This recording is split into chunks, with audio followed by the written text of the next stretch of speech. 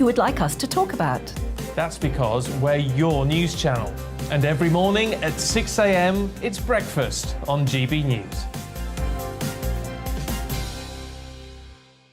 My name's Tom Harwood and join me 9:30 a.m. every weekday for The Briefing, your one-stop shop for everything you need to know about what's going on in politics today. I wonder if this is a deal that might need to be like the biscuits in this factory, twice baked. Is there not an opportunity here to win out against the extremes? Tom Harwood, GB News. What are you going to do about it? Things should have been done differently, and they certainly are being done differently. Don't miss it. The Briefing with me, Tom Harwood, 9:30 Monday to Friday on GB News. Where would you like to go? Just take me to the studio, please, mate. You know where you're going. I've got a show to do. Friday Night Feast on GB News, 7 p.m. And it's like nothing you've ever seen before. We take a different angle on the week's biggest news stories. The viewers and listeners set me some absolutely mad challenges to do. We tried to rehome a rescue dog. And yes, there's some other wacky stuff in there as well. I feel like I could take on the world. Well, that's that. Friday Night Feast with me, Patrick Christie's, every Friday, 7 till 9 p.m. on GB News. Be there.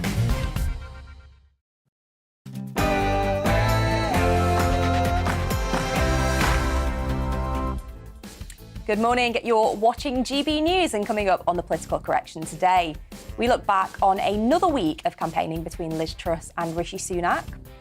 Is it right that both Boris Johnson and Nadhim Zahawi are on holiday at the same time as the country faces a recession warning from the Bank of England? And is the squeaky clean image of Sir Keir Starmer harmed by the fact that he's broken the MP's code of conduct 8 times?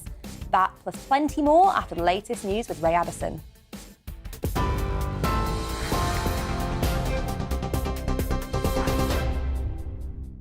Good morning, it's 1 minute past 10. I'm Ray Addison in the GB newsroom. Rishi Sunak has criticised his leadership rival Liz Truss, describing her planned tax cuts as starry-eyed boosterism compared to his own clear-eyed realism. Speaking in The Times, the former Chancellor said putting more borrowed money into the economy risks making inflation worse. Ms Truss says she'll use an emergency budget in September to immediately cut taxes. She's also pledged to bring forward plans to scrap the national insurance hike by 6 months. Tory MP and former Education Secretary Damien Hinds told GB News Rishi Sunak will do more if needed. He has been clear that that more help may be needed and can be forthcoming, and it's wrong. It's absolutely wrong to put out of the question. This is about a unique situation that we find ourselves in. Combination of COVID and Putin's aggression in Ukraine, and people are finding it extremely difficult to deal with that. A new report commissioned by Gordon Brown says government support for low-income households will not cover the rising cost of living. It found some families will be worse off by up to £1,600 a year. That's despite an additional £1,200 being offered to the poorest in society. The former Prime Minister is demanding an emergency budget before what he's calling a financial time bomb in October. Malcolm Grimston is Senior Research Fellow at the Centre for Energy Policy and Technology at Imperial College. He told us the concerns are genuine. Since the last budget, it's clear that power bills are going to be something like £500 higher than the government was assuming at the time with that group of packages. And it really is a time bomb. We could be looking at half of the country in energy poverty, which is defined as more than a tenth of your income going on energy. It'll swallow up something like a third of the normal pension. I mean, this is totally unprecedented in recent times, or probably ever. The Environment Secretary is urging water companies to ban the use of hose pipes as forecasters predict dry weather for most of the UK next week. George Eustace says some firms have rightly taken action to lessen the effects of an unusually dry August, and he's encouraging others to do the same. His comments are the first public government intervention could signal increased restrictions. Last week, Southern Water and South East Water imposed bans for their customers. More than 1,700 people have crossed the English Channel in small boats this week. That's more than half the number rescued in the whole of August last year. Yesterday, 337 people made the journey from France in 10 small boats. Over 18,000 people have now made the crossing so far this year, the latest Ministry of Defence figures show. Border Force officials brought the vast majority to shore in Dover. However, many were taken to the port of Ramsgate due to concerns about congestion. An 11-year-old girl has died after going missing at a water park in Windsor. Members of the public joined emergency services in the search at Liquid Leisure yesterday afternoon before she was rushed to Wexham Park Hospital. Her death is being treated as unexplained and an investigation is underway. 4 more ships carrying grain have sailed from Ukrainian Black Sea ports today. It's part of a deal to unblock the country's vital food exports amid fears of a global shortage. Ukrainian authorities released video footage showing cargo ships docked in the port of Odessa. The shipments were made possible after Turkey and the UN brokered an agreement between Russia and Ukraine last month. This is GB News. We'll bring you more as it happens. Now let's get back to the political correction.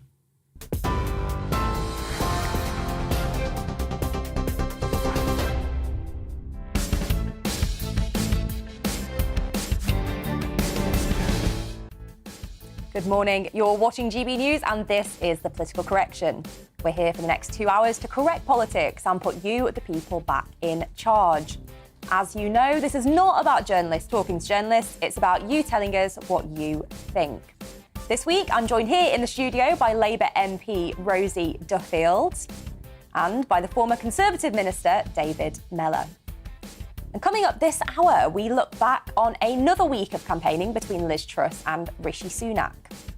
Is it right that both Boris Johnson and Nadhim Zahawi are on holiday at the same time as the country faces a recession warning from the Bank of England? And is the squeaky clean image of Sir Keir Starmer harmed by the fact that he's broken the MP's code of conduct 8 times? Now, if you want to get involved in the conversation and have your comment read out on the show, then email us on gbviews@gbnews.uk or tweet us at gbnews. This is the political correction.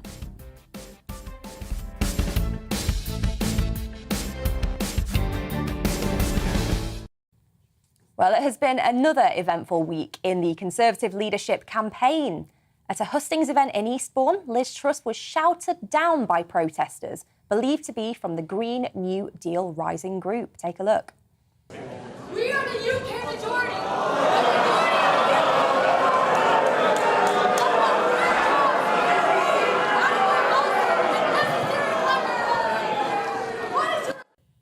Meanwhile, a video emerges of Rishi Sunak seeming to suggest he would divert funding from deprived urban areas towards more prosperous towns.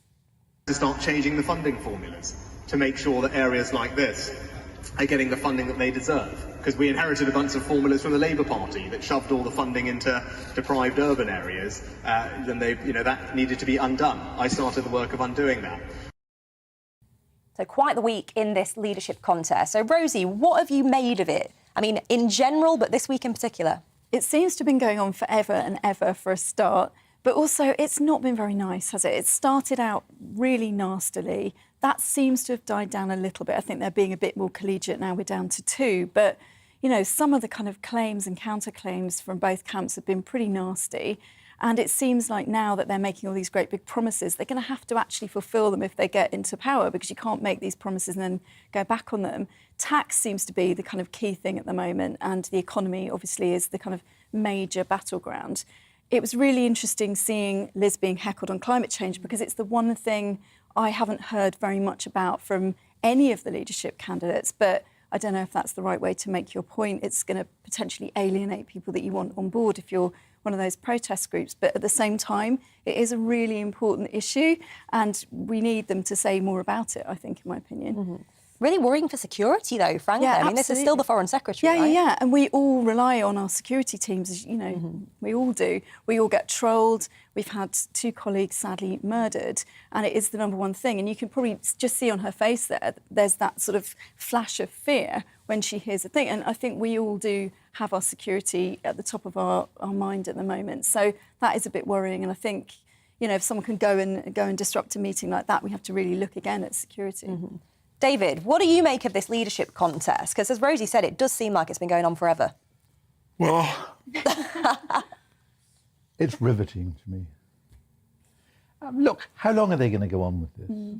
There's a turbulent world out there. We could well see an invasion of Taiwan by China that could be hugely destabilizing to the world. We've already got all that trouble, which isn't resolved or anything like near to being resolved with Russia. And I just think this has become self-indulgent. And I mean, how many mistakes do the Conservative Party think they're able to make before people start saying, hang on a bit, these guys are not up to much? I mean, at the end of the day, Conservative membership has slipped. They don't even know what it is, actually, but is it 150, 160, 175? But one thing we do know, you divide that by 650, and you discover Conservative membership is pathetic compared to what it was. I mean, in my marginal seat of Putney, which I held for nearly 20 years, the membership, party membership in my constituency was between 3,000 and 5,000, one constituency alone. So why are we having politics in this country suspended in order that this minimal number of people, a lot of them, bless their hearts, and I'm a fine one to talk, the old and bold, I mean, why on earth are they at the end going to be given the right to decide when the people who know what a leader is like are the people they work with every day? So we're not even going to necessarily get the better of these two candidates. So as far as I'm concerned, it would be no bad thing if this whole thing came to an end quite quickly. Now, one way it could do that is if Rishi Sunak decided, and of course I'm not privy to some of the figures he's got. Personally, I think Rishi Sunak is the better candidate. But since the rats appear to be abandoning the sinking ship as they would see it, and a lot of people clustering around Ms. Truss saying, "Giss a job," well, I mean, I think it would be better if the Conservative Party, we give up on that, and Sunak is asked what job he wants to do, because the worst thing that could happen is one of the most talented of Conservative front benchers, and there isn't that much competition for that title, one of the most talented of Conservative backbenchers is, as it were, thrown out of the gang, as happened, of course, with Hunt last time. The Tory party hasn't got so much talent that it can afford to get rid of people for the temerity of actually standing for election.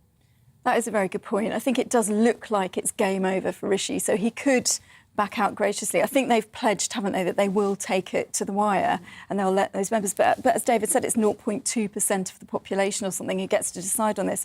I think the rest of us are.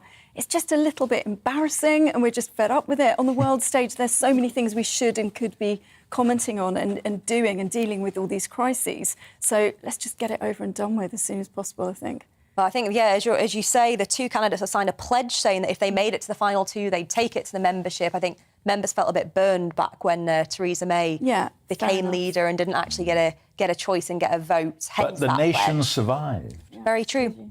Very true. Well, let's talk a bit about policy, because I think we talk a lot about the kind of drama of the contest, but less so about the actual policies. And we've got a new one here from Rishi Sunak, talking about university, talking about education, saying that he wants to kind of get rid of university degrees that don't improve a student's earning potential. Also saying that we need to improve access to kind of maths, saying that we should have a sort of international baccalaureate style system so that you'd have to study maths right up to 18. David, what do you make of it? Well, these are old ideas, aren't they? And there's no point in digging into a rag bag of second-hand ideas as if that somehow promotes his candidacy. I also dislike policy making on the hoof. Yeah, look, I'm getting old. I have to admit it. But there's more than an element of the students' union about all of this. I seem to remember having those thoughts when I was at university 50 years ago. I'm not sure I think I want our leaders to be still stuck in this business where you can suddenly dig out a policy. And of course, you know, look, personally, as a working class kid who went to Cambridge University, I'm glad that universities were opened up to people who weren't traditionally able to go there. But I think it's absolutely clear that a lot of university degrees are a bit of a waste of time in terms of what they do for the people. And there's no harm in saying that, but this is old hat. But, you know, he doesn't seem, when he starts talking about, you know, stopping this and stopping that. It has to be subject to so many caveats because very few, it's a bit like being on the wrong end of a right-hander from Mike Tyson, There needs to be a little more delicacy about the fighting here. And what they need to do is to have sophisticated policy making. And if all we're going to get is a grab bag of rubbish propositions, second-hand rubbish propositions, why don't they finish the whole thing tomorrow and give people a chance to get going? The government's on holiday, and a lot of the people who want to run the government are busy coming out with a lot of crummy stuff to 200,000 Conservative members, a number of whom one suspects were probably too old to cancel their membership and therefore aren't going to take too much of it in. I mean, it does sound like just policy by soundbite, to be honest, and it doesn't sound particularly well thought through. I mean, I've got 3 universities in my constituency, nearly 50,000 students, and there's more to university than being a kind of business. We're encouraged to kind of think about it in those terms now, because it's a paid-for thing. And a lot of the lecturers that I know well in my patch very much sort of feel that difference now between it being a kind of paid-for service.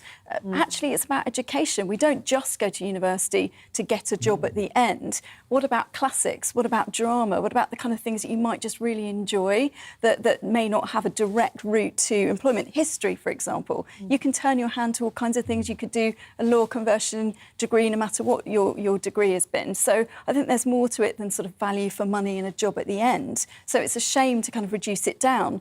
But at the same time, as a parent, I'd love my sons to have carried on with maths because they were both really good at it and I wasn't. And I thought, what a waste. But they weren't interested. They wanted to do different things. So he's got a point, but I don't like that kind of nanny state approach in a way. You almost sound like a Tory there, Rosie. Do I? Shocking. Oh, God, that's worrying. We're allowed to let our hair down a bit on this. Yeah, those of us who've still got it. And we all 3 of us do have hair. Goodness, it becomes quite important, particularly to have hair. But I must tell you that I actually think that this kind of policy making on the hoof, what they're saying to us is, we don't know what the hell to say, so we're going to say something stupid because we haven't got anything sensible to say. And I think we should ring down the curtain, the time when a good producer watching a show would say, next, get rid of them. And if they will not voluntarily get rid of themselves, all they're doing is making a big mistake. Does anyone really think the Conservative Party is the stronger for this election? And the arguments that are being raised, there is no star here. There is nobody who will suddenly appear and you'll think, my gosh, how did I fail to notice that person? Rishi is Rishi, a technocrat, but somebody who's got an awful lot to live down with some of the things that he did as Chancellor. And Liz Truss, look, you're a Liz Truss fan. I want you to help me here. I genuinely do, and I mean this most sincerely, folks, as Huey Green used to say. Nobody remembers Huey Green now. But some people look at it, they remember. So I mean this most sincerely, folks. What has that woman got? Oh, a lot, David. I mean, a lot. You actually, the sort of wannabe Margaret Thatcher, the sort of... she doesn't any longer wear the Margaret Thatcher gear. I'm familiar with the Margaret Thatcher gear, having been a member of her government for 9 years, and occasionally had her gear thrust too close to me as she was giving me a right old walloping. But I just think that what would be good would be to think there was a bit more of the real Margaret Thatcher. See, Margaret Thatcher was a very difficult woman. I mean, she used to speak of me with even more contempt than my mother did, and that's saying something. But I tell you, Margaret Thatcher, at the end of the day, knew what had to be done, and most of what she thought had to be done, she did. Can you imagine Margaret Thatcher going through a leadership campaign like this and coming out with this kind of crummy rubbish we're having to talk about today? I can't imagine it. I think that stands out, doesn't it? These populist sound bites. I don't think that's what people necessarily want from a leader, actually. I don't get a say in this contest, and most of the country don't, and our party certainly don't. But I think what we're still looking for is someone to kind of hold it together, to be a really good leader on the world stage. So policies about, university courses or ice cream or whatever, it's not very important. We want to know, what will the world think of that person? How will that improve our standing in the world? And those are the things that they could really come across as now. They haven't, both of them, had the chance to do that. They've been kind of in Boris's shadow in that sense, although Liz has had, the platform of being a foreign secretary. But we need to see more of that, don't we? What are we going to gain from having you as a Prime Minister, not these kind of nitty-gritty, fairly desperate-sounding kind of publicity shots. Well, let's talk a little bit about that there, Rosie, because you mentioned tax as one of the key dividing lines. But there's been another one that we've seen this week, which one could argue is one of these sound bites. So let's go on to it, because another area where the candidates do seem to be divided is over how we handle Nicola Sturgeon. Rishi Sunak says that Nicola Sturgeon must not be ignored, which comes after Liz Truss called the First Minister an attention seeker. So who's right here?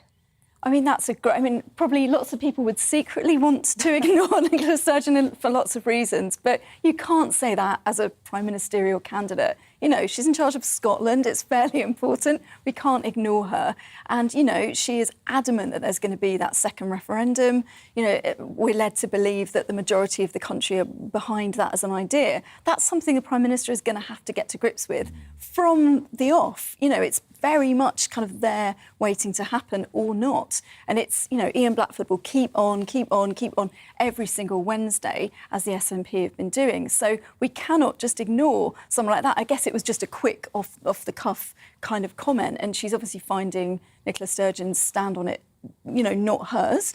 But you can't do that. You have to take someone like that seriously and really tackle it head on. She should be talking about independence. That's a key issue. But also what she needs to do is to be able to tackle Nicola Sturgeon on the issues. Look, one of the great advantages of religion is that people believe, and they don't really require proof, and they will believe the most ridiculous things without any proof, because it's religious. I feel Nicola Sturgeon is really the leader of a religious movement, because she can make all the points about Scottish nationalism without anyone saying, what about your record on education? What about your record on health? Absolutely. What about this? What about that? And I just think that somebody needs to show the political skill to be able to nail her on all the things that she's got wrong, which is almost everything. There's some serious problems in Scotland. Drugs is absolutely out of control. The worst in Europe. Yeah, the worst in I think that's something that Ruth Davidson used to do quite well when she was kind of Scottish Tory leader. She was brilliant. Yeah, she in the end got fed up with Boris, or fed up with some part of the Conservative Party. How many parts of the Conservative Party did she not get fed up with? Interesting to know. No, but the point is, one of the many malign impacts of this prolonged battle over the leadership, with Boris not accepting the call, time to come off the pitch, Boris, and all the rest of it. And because of that, what was becoming under Davison a very effective opposition and an effective link between the Tory party in Scotland and the Tory party elsewhere, that's all fallen apart now. All fallen apart. Yeah, good point. Well, stick with us. Send us your thoughts. How do you think the leadership contest going? Is it going on for too long? And who, in your eyes, is leading and deserves to win? Well, after the break, we will look at whether the current Prime Minister and the Chancellor should have taken a holiday at the same time as the Bank of England warns of a long recession. So don't go anywhere.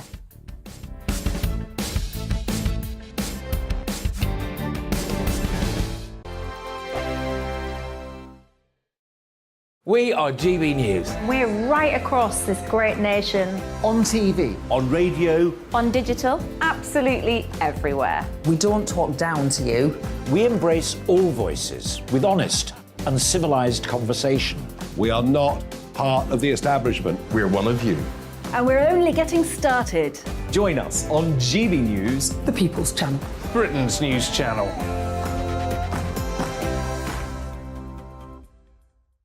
Hi there, it's Stephen and Anne. At breakfast from 6 a.m, you'll always be caught up with everything you need to know, the latest headlines, opinions and debates. We'll bring you the good news and the bad, but most of all, we're here for you. Remember, send in your views and let us know what you would like us to talk about. That's because we're your news channel. And every morning at 6 a.m, it's breakfast on GB News. My name's Tom Harwood and join me 9:30 a.m. every weekday for The Briefing, your one-stop shop for everything you need to know about what's going on in politics today. I wonder if this is a deal that might need to be like the biscuits in this factory, twice baked. Is there not an opportunity here to win out against the extremes? Tom Harwood, GB News. What are you going to do about it? Things should have been done differently, and they certainly are being done differently. Don't miss it. The Briefing with me, Tom Harwood, 9:30 Monday to Friday on GB News. Where would you like to go? Just take me to the studio, please, mate. You know where you're going. I've got a show to do. Friday Night Feast on GB News, 7 p.m. And it's like nothing you've ever seen before. We take a different angle on the week's biggest news stories. The viewers and listeners set me some absolutely mad challenges to do. We tried to rehome a rescue dog. And yes, there's some other wacky stuff in there as well. I feel like I could take on the world. Well, that's that. Friday Night Feast with me, Patrick Christie's, every Friday, 7 till 9 p.m. on GB News. Be there.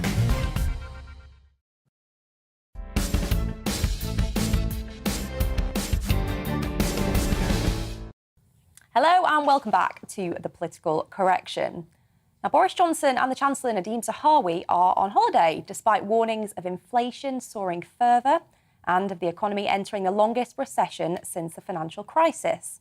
Mr Zahawi insisted he was still working and had a call with the Governor of the Bank of England, Andrew Bailey, after interest rates were hiked from 1.25 to 1.75%, the biggest increase for 27 years. But Labour accused the Chancellor and the Prime Minister of being missing in action as the cost of living crisis deepened further, with the bank forecasting inflation could peak at 13.3%. Rosie, I've just mentioned Labour there. Give us your view. I think, everyone deserves a holiday. Labour were the party that fought with the unions for weekends and for holidays. I wouldn't deny anyone that. But when you're actually running the country and there are these huge crises going on, we saw last year, didn't we, that Dominic Raab was missing in action over the whole Afghan situation, which was completely awful. And MPs were left on these emergency calls with the Secretary of State for Defence and kind of working every day. People think that we go on holiday during recess. No, we do not. We're just not working in Westminster, and the staff that furnish the House and do all of the things that they're doing also deserve and need a break. We work ridiculous hours that we expect our staff to work as well, and they have to really. So we're not having holidays, most of us, we're just working somewhere else. And although we all deserve a week or two off, when there's a crisis on this scale, we need to hear from the Chancellor, even if he is a temporary Chancellor. We need some kind of feedback from him and some sort of idea of what he's going to do when he comes back in September. David? Well, they don't seem to be on much of a learning curve, these people, do they? I mean, Dominic Raab, a hopeless choice to be Deputy Prime Minister. No qualifications for it, apart from apparently being quite keen on Boris. And for Boris, that was always a good reason to be in the cabinet, if you thought Boris was a good thing. And ability didn't really come into it. But Dominic Raab was on holiday while all this stuff was going on in Afghanistan. And he totally destroyed whatever limited amount of credibility he actually had. So why are they doing the same again this time? I think that there is a distinction that has to be made between Boris and Nadhim Zahawi. Nadhim Zahawi, by the way, was a councillor in my constituency, and I like him. And if he'd rung me up and said, "David, what do I do about a holiday?" I'd said, "Stick it where the monkey put its nuts. You really do not need a holiday." Boris, it's good he's on holiday because it's weird that he's still hanging on. And anyway, with Boris's enthusiasm for spending public money, if he stayed around, he might have spent a few billion that we can't afford. So let's not worry about that. But with Nadhim, what the hell is he playing at? We need to hear from someone in government. We do. And it's someone that is there. And the idea, look, I've got to go abroad next week, but I haven't been abroad now for more than 2 years. And my tan is entirely from Dorset and not the makeup lady, since she was too busy with you girls to be bothered with me. And I don't blame her. There's certain tasks that are impossible even for experienced makeup people. But the point I'm making is you can work hard and still be in the country and therefore technically not on holiday. So what's the matter with these people? Why do they want to... Look, dear Mrs Thatcher, when she appointed me to government, and I stupidly said to her, "Shall I come home from a holiday?" She said, "Yes," immediately. Stupid question. She said, "It's a privilege to serve," she said. That's the truth, isn't it? It is a privilege. And it does come across as incredibly arrogant, that you're so complacent that you're not going to be voted out in the next election, that you can sort of take your eye off the ball in a way. We want to see leadership, especially during these crises, and we're not seeing it. And even if what was it? The great poet Milton, they also serve who only stand and wait.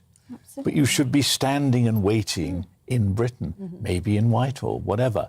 But this business about them all wanting to shove off on holiday, an increasing number of people say, let's give them an even longer holiday. Let's get rid of them. I'm curious, David, though, how much of this kind of scrutiny, I mean, I agree largely that, we need to hear from the Chancellor at times of kind of economic turmoil like this. But how much of this do you think is driven by the fact that we're so used to 24-hour media, social media, seeing everything going on? How different do you think the demands are on MPs now to be visible, a lot different, working than they were in your time? Yeah. It's a lot different. But you see, the art, I'm sure, of politics is trying to keep abreast of what people's expectations are. I think, I don't know whether anyone has done it, go out into the street, grab 1,000 passing people, tell them who Nadeem Zahawi is, they won't know, and then say, should he be on holiday at this time? What do you think? 90% will say no, 95% no. Maybe he might be lucky, it might only be 85%. So why do they need to do this stuff? Yeah, it's true. But yeah, you're right. I mean, 24/7 we're expected to respond to things. You go to sleep between, in my case, about sort of 1 or 2 a.m, get up at sort of 8 o'clock, and you've missed so much already. People are WhatsApping you and DMing you. My predecessor used to handwrite letters, and he was in his job for 30 years. Oh, my goodness, that is dedication. His casework was a fraction of what I'm expected to do. There's other factors there as well, but, I sort of dared to take a very safe Tory seat. But we are expected, my team have done over 40,000 bits of casework in the last 5 years since I've been elected. We're expected to do that all the time, and fair enough, but we are held to account constantly. So when you visibly disappear, I've had COVID twice, and both times I felt the need to tweet a picture of the thing, just to say, look, I'm not working, I just can't meet with people, and I'm working from my bed or from home, because we feel that pressure all the time. I think that's right. Well, let's talk about the Bank of England's warning, shall we? Because this is on people's minds a lot at the moment. I mean, we're all feeling inflation. It looks as though that might rise even further. We're seeing interest rates going up and now warnings of a long recession. David, I mean, how worried are you about this? And do you think that these forecasts can be mitigated by government policy? Not a lot. Not a lot. Because don't forget, this is an international situation. It's not something that can be changed in the UK. I do, however, think that at the margins, and margins are quite important, the present governor, who is extremely fortunate to be still in his job, in my view, that he was busy printing money like it had gone out of fashion, except unfortunately it hadn't. And as a consequence of that, I'm sure that inflation was given a boost. But at the end of the day, when you look at what's happening in America, when you look at what's happening in the EU, it's perfectly obvious that this is a serious problem internationally. But I would like, nevertheless, to be more persuaded than I am that the present governor has got a grip of this stuff. He seems, I obviously was an ex-Treasury Minister, had to have a lot to do with various people who were involved, the Governor's Bank of England, senior people, and one or two of them were good friends of mine. But I have to tell you, I'm not impressed with this chap. And I think it's, he sort of, he never has enough people to rub the sweat off his brow as he appears on the television. So he looks like he's, one of these guys who's about to plead guilty to serious charges and is already... I mean, look, you tell me if I'm wrong, because I'm only here to express a view, and people can say, rubbish, how dare he say that? Where's the respect? Oh, when we get GB views in, I'm sure a few of them will be saying that. But I don't think Mr. Bailey is entitled to that much respect. And I also think, everyone has had a go at Carney. Carney was never sweaty. Carney was also rather sort of, I think, effective. He didn't always say what the government wanted him to say, but he appeared to be on top of the job.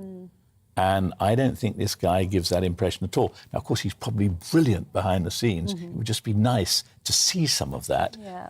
Yeah, I think Mark Carney was a really effective communicator, wasn't he? We knew what he felt about everything. He got involved with global crises, climate change, all of those kind of issues are obviously very close to his chest. But I wouldn't do Andrew Bailey's job for all the money in the world. You know, he can't be getting any sleep at the moment. But at the same time, we need to hear things that are really going to help those who are struggling. And we need, you know, Liz Truss has said that she can sort of interfere and that it isn't necessarily a done deal that we're going to go into recession. But, you know, I'll just park for now the fact that the last global crisis is still being blamed on the Labour Party. So whoever becomes Prime Minister can't have it all their way. Is it the fault of the Conservatives for the last 12 years that we're in this situation?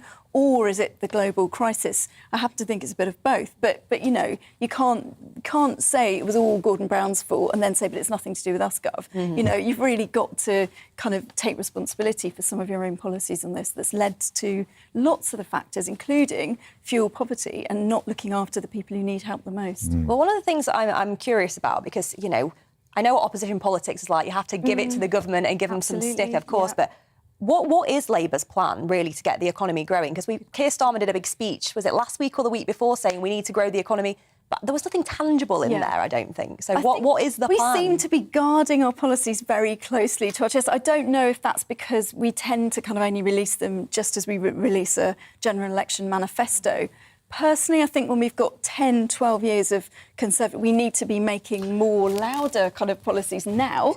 But I'm not sure what our plan is. I do trust Rachel Reeves. I think, you know, she's an economist. She knows her stuff. She used to work for the Bank of England. I think she's got some great ideas. It'd be great if the country was more aware of them. I'm not. But the politics of this might suggest that the less the Labour Party says at the moment, the better, because the government is in the dock. Yeah, the government's in hot water, boiling oil, whatever you choose to say. Don't interfere when you're Don't interfere. Exactly. Yeah, it seems that is our policy at the moment, and fair enough, it's probably quite effective. Well, send us your views. What do you make of it all? How worried are you about inflation, about an impending recession? Stick with us. In a moment, we'll cross live to Taiwan, though, to find out the impact of China's latest sanctions after the visit by Nancy Pelosi. So don't go anywhere.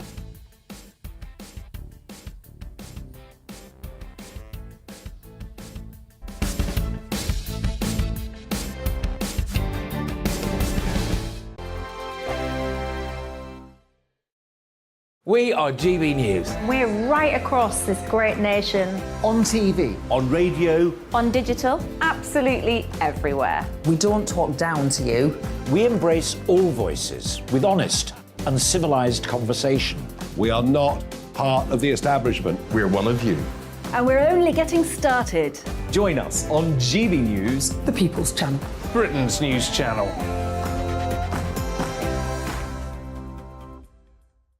Hi there, it's Stephen and Anne.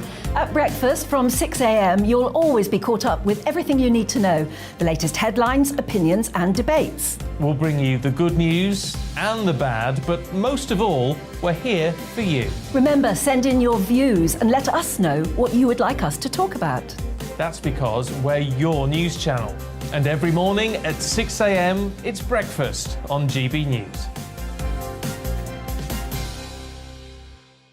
My name's Tom Harwood, and join me 9:30 a.m. every weekday for The Briefing, your one-stop shop for everything you need to know about what's going on in politics today. I wonder if this is a deal that might need to be like the biscuits in this factory, twice baked. Is there not an opportunity here to win out against the extremes? Tom Harwood, GB News. What are you going to do about it?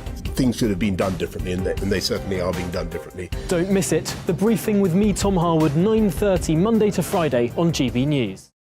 Where would you like to go? Just take me to the studio, please, mate. You know where you're going. I've got a show to do. Friday Night Feast on GB News, 7 p.m. And it's like nothing you've ever seen before. We take a different angle on the week's biggest news stories. The viewers and listeners set me some absolutely mad challenges to do. We tried to rehome a rescue dog. And yes, there's some other wacky stuff in there as well. I feel like I could take on the world.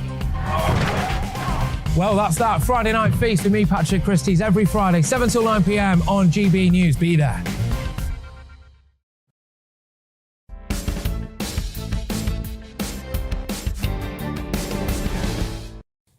Welcome back to The Political Correction. Well, let's find out how the Liz Truss campaign is going by speaking to former leadership candidate and now Liz backer, Penny Mordaunt. Good morning, Penny. Thank you for joining us.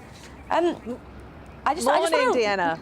Morning. I just want to learn first, obviously you stood yourself, then made the courageous decision to choose one of the two remaining candidates. Why is it that you've chosen to back Liz? Well, I think I was sort of the halfway house between both Rishi and Liz, and I could have remained undeclared, but I think this contest is too important to just leave it to chance.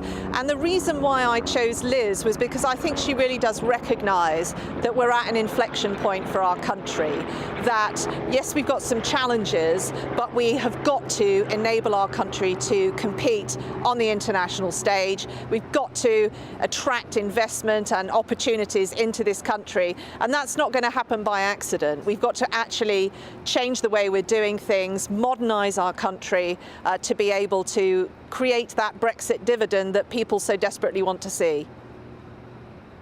Obviously, about kind of economic investment, the economy is something that is on everyone's minds, particularly given the Bank of England warnings this week saying that inflation could, really skyrocket and that we're going to enter a recession. Now, Liz is talking a very bold plan on shaking up the Treasury orthodoxy and kind of fixing the economy. Do you think her plan's going to work? Yes, I do. And I think I've known her for many years. She's very pragmatic. She takes advice from a broad range of people, but she also understands the importance of having a plan and a vision, being able to communicate that to others, but also deliver on it. And I think she really wants to ensure she's ready to hit the ground running, to have that emergency budget, to alleviate some of the cost of living issues that people are facing, but also to create that modern economic framework that we need to really fire up our economy and get things going again. That's what people want to see, and that's why I've chosen her. I've got a lot of respect for Rishi, but I think that she really understands what the nation needs now. Now, you've spoken about the importance of kind of building a consensus, building a team. Have we got a microphone falling? Are we all right? We're good. Sorry, Don't worry, we're having an issue there with technology. It's always the way. Always the way. We're back. Well, we've heard there, Penny, about the importance of building a team, and you're backing Liz for that reason. I can still hear you, Deanna. It's all right. I've lost the earpiece, but fire away. I'm firing away. And they think they can run the country. Need good relations with other leaders, in particular Nicola Sturgeon. Now, we've heard Liz saying that she would just ignore Nicola, calling her attention seeker. Do you think that's the right approach? So look, Liz, in a whole variety of roles, has dealt with all of the devolved administrations. She's dealt with local government. She's very used to working constructively with other people and other people who don't share her political views. But what I think she has an intolerance for is focusing on a second Scottish referendum when there is so much that needs to be done to deliver for the people of Scotland. That's what I think she gets frustrated about when dealing with the Scottish nationalists, and I think that many of us sympathise with that. Do you think that's going to help the Conservative Party to win back support in Scotland, though? Because we had a really good shot at it back in 2017 where we got huge numbers of Conservative MPs elected in Scotland, but it's not looking so good at the moment. So Douglas Ross did an amazing job, absolutely, and he is, with his team there, helping broaden our appeal. But what we have to offer is we're actually focused on delivering for people, on the things that matter to them, on education, on healthcare, on really trying to get the things that people need and that matter to them to be as good as they possibly can be. What they don't want is a huge amount of political distraction to have another referendum on the same issue that we had a short while ago and the Scottish people made their decision on. I think that's very pragmatic, and that's why we are being successful in Scotland, and we should continue to challenge the Scottish nationalists on their abysmal record in delivering for people. And final thing from me, Penny, this contest has been going on for 4 or 5 weeks now. I'm sure for you it feels like much longer. It certainly does for me, and certainly for our panel here today. Do you think the length of the contest is kind of disproportionate versus the challenges the country's facing? Do you not think it should have been done sooner so that we can crack on, but also done sooner so we don't see as much Tory infighting? Well, look, I think what we're doing is incredibly important. We're not just selecting a new leader for the Conservative Party, we're picking a Prime Minister. I think people do want to really ensure the candidates are tested, and a lot of members of the Conservative Party want to meet those candidates and have the opportunity to question them directly. So I can understand why we've got the length of contest we have. What is important is that that person can come in to number 10 and start immediately, day one. I know Liz Truss can do that. And I also would say that government hasn't stopped in the meantime. I spoke to the Chancellor yesterday about some of the work he's doing to look at more options to help us through the autumn and beyond. That continues. I'm a minister. I'm still doing my red boxes. We are still working to ensure that our country is catered for and that we're ready for a new Prime Minister when that person is chosen. Well, Penny, thank you for your time. Penny Mordaunt there, former Tory leadership contender, on why she is backing Liz Truss to be leader and Prime Minister. Now, in the meantime, loads of you have been getting in contact with us, sharing your views, and it's the first one's one that David might not like. We've got one here that says, I find it extremely offensive that David Mellor should refer to members of the Conservative Party, of which I am one, as being somehow completely doolally and unable to make a sensible decision as to the next leader. That's from someone called Penny. I'm guessing not the same Penny that we've just been interviewing there. David? Well, I mean, there's no point coming on a show like this if you don't annoy some people. I've annoyed rather a lot of them. As for this Penny, I actually live with a Penny. I don't think it's her either, since she was in the car. She's missed the point, hasn't she? She's absolutely missed the point. I'm not suggesting that all members of the Conservative Party are doolally, but we're allowed to have a little joke, aren't we, from time to time? Okay. But one thing is certain, a lot of the people who remain members, it's probably because they haven't had the energy to resign, as so many people have. And I quoted the figures from my own constituency, my own ex-constituency, of the membership we used to have. What I'm saying is a disproportionate amount of time is being wasted on people who are not necessarily have anything particularly to contribute and should not actually be allowed to make the final decision. Now, this may upset that Penny, probably upsets every Penny that's watching, but as far as I'm concerned, that is my belief. And I don't think that choosing a Prime Minister is a matter for a rump of Conservative members. Have I got this completely wrong? I totally agree. I mean, obviously, the Labour Party would say we need a general election to determine who's the Prime Minister and who governs the country. And it does seem particularly insular and this small number of people that get to choose. So I think we're just fed up with it over it now. Taking so long. Exactly. It is taking so long. Although it did take about 2 years for us to elect a leader as well. It did, but let's whiz through another few views, shall we, Rosie? What have you got for us? Someone's phoned in and said that that to suggest that Liz Truss was just completely dismissing Nicola Sturgeon wasn't fair and that I should have realised it was just focusing on the referendum. That's a good point, but it did come across like that. And I think when you are the Prime Minister, you have to be much clearer and much more diplomatic because, like Penny said, she is going to have to meet with all of these heads of state and Nicola Sturgeon may really annoy everyone, but she's still got to be dealt with, hasn't she? Mm-hmm. So, David, what have you got for us? Paul says, Rishi to me is a little pompous and Liz is a commoner. What can I say? If the qualification to be Prime Minister is you're a commoner, I hope he'll find a better reason. I hope you don't mind the description, but I'm trying to explain. I think Liz is much more in touch with the working class struggles than Rishi. And Rishi, no matter how he claims, what he claims about his upbringing, Rishi won't look after as much as Liz will. You see, it's such a sort of sad debate, isn't it, this? If they had a Margaret Thatcher or somebody like her, she would seize the moment. She'd be getting them to think about the world, getting them to think about Russia. This is just such pathetic stuff because nobody is capturing the imagination or showing any outstanding qualities of leadership. So I would disagree with you on that. So privileged, though, isn't it? Sorry to interrupt you, but the fact that, how many people in this country are represented by someone who is as privileged and who is as wealthy, and I'm not saying everyone should look the same in the House of Commons, far from it. We do have a disproportionate amount of people that most people can't relate to, and it is the House of Commons. We are supposed to be commoners. We're meant to represent common people. I represent about 115,000 people, and I don't know anyone like Rishi Sunak or Nadhim Zahawi in terms of wealth and privilege.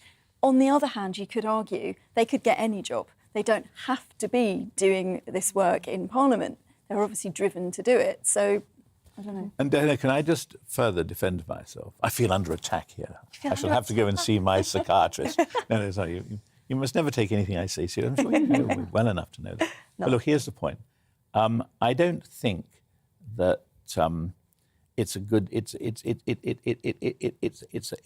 thing that I feel as cynical as I do about this election campaign, because I joined the Conservative Party 60 years ago. But I just don't feel either excited, or I don't really feel that the Conservative Party's standing is improved by all of this stuff. And I think one's entitled to say that. And, you know, I want to believe, honest to God, you know, I really want to believe. But the trouble is, there's something up here between my ears that actually doesn't believe. And here's where we get to the problems. I mean, I would love to believe that Liz Truss is the answer to life, but I don't think she is. And in a few years' time, hopefully I'll still be around, you certainly will be, and we'll be able to see whether I was right. But Mystic Miller, he peers at his crystal balls and he doesn't think she's cut from prime ministerial timber. And I'm sorry about that. That's all right. No, we're allowed to disagree. Oh, don't worry. I'm going to work on you during the break. I absolutely will. But you want to get onto some serious stuff. So we're going to get onto some serious stuff now. We're going to start talking about what's going on in Taiwan. The US House of Representatives Speaker Nancy Pelosi has said that China will not isolate Taiwan by preventing American officials from travelling there. China has blocked imports of citrus fruits and fish from Taiwan in retaliation to a visit by Miss Pelosi to the self-ruled island. Well, let's find out the latest on the ground with Natalie Tsao, who is a journalist with Radio Taiwan International. Natalie, thank you for joining us this morning. Just tell us what the feeling is. Tell us what the feeling is at home. How concerned are kind of everyday citizens across Taiwan about what's going on at the moment? Well, I think there is a heightened anxiety to some extent because these live fire military exercises are unprecedented, and they're going on around the island, in the air, in the sea. However, that said, if you walk along the streets of Taipei, I was just in one of our famous shopping districts. People were having a great time watching street performers, and it looked very relaxed. So I think it depends on what you're thinking about at the moment and exactly where you are on the island. Some fishermen who may be having to go out to those waters, it would really affect their business, you know, this weekend, and they would avoid it. Whereas people on a different side of the island would be living as they normally do. And in terms of sanctions, the sanctions that China have put in place, how are they being felt at the moment, or is it a bit too early to say? I think it is early to say, but I think that the farmers, you know, and fishermen will be hurting. But China has banned a lot of our products before. They've banned pineapples and different fruits, and we've found different ways to overcome that by exporting them to different markets. And the government is ready to help and assist those industries that have been affected. Increase in kind of military presence from China, obviously kind of encroaching past that median line. Are you increasing your defences in Taiwan? So, well, Taiwan is on heightened alert, and this week, after they finish their exercises, on Monday, we're going to be holding some of our exercises, live fire military exercises, on Tuesday and Thursday. So this is in response to China's drills. So I think that the military is on high alert, and, you know, this is kind of seems like a simulation of a sea and air blockade. So, you know, it really does escalate the tensions across the strait, and the military is responding. Cheeky question, but do you think Pelosi was right to visit Taiwan? Are you glad that she came, or are you concerned about any increased tension? Well, I have mixed feelings. I think she was right in that she does have the right to come, and you know, she wasn't encroaching on their one China policy. She wasn't changing any policy. It was a very high-profile visit, and people here were very happy to see her. We did a poll right after she left, and to ask if people thought it was great that she came or if the cost was too high. And about 3/4 of the people said they thought it was great that she came. It was great for Taiwan. However, the cost is quite high. And I am a little bit concerned about the escalation in military activity and intentions, and concerned that this will continue in the long run. And in the long run, do you want to see kind of more of an international effort from, say, the US, from Britain, from other kind of Western partners to offer support to Taiwan? Yes, we do. And we do appreciate, officials like your Foreign Secretary, Liz Truss, coming out and asking China, telling China to de-escalate. It means a lot when democratic countries around the world speak out against this kind of aggression. And I think that it will make China think twice if they know that democracies will unite against this kind of aggression from autocracies like China. Well, Natalie, thank you for your time this morning. That was Natalie Tsao there, journalist with Radio Taiwan International, talking about the latest developments there in Taiwan following Nancy Pelosi's visit. Now, Rosie, I mean, how worried are you about this? Because it strikes me that there are some quite scary parallels between what we're seeing in Europe and what's going on out there, isn't there? Absolutely. I mean, as soon as the Ukraine crisis happened, journalists were focusing on the parallels, weren't they? And we do have to be kind of scared about this, and we have to keep it on our radar. But, this gets to the heart of diplomacy, doesn't it? It's that tightrope between, how you're going to affect a country, how you're going to offset the sanctions that China might impose, and how you're going to sort of not pee them off even more. I mean, Nancy Pelosi, I think, did a very strong thing. Personally, I don't know what the official sort of response from the Labour leader is, but personally, I think she was pretty brave. I think that is leadership. I think she was prepared to kind of put her flag in the sand and say, this is where we stand, we're not going to be bullied. But at the same time, Natalie just sort of said it how it is. We've got to keep an eye on those farmers, the people that are going to pay the price. And America are going to have to be prepared to help. We're going to have to do the same. And I think one advantage about Liz Truss potentially becoming Prime Minister is she's done that role. She does know those things. And that's increasingly important at the moment with everything that's going on in the world, isn't it? David, I saw you nodding. Well, up to a point. I mean, I agree with what's said, but I think we've got to be tougher than this. Why did Pelosi go? She's the number 3 ranking Democrat in America. She went because she doesn't trust her president.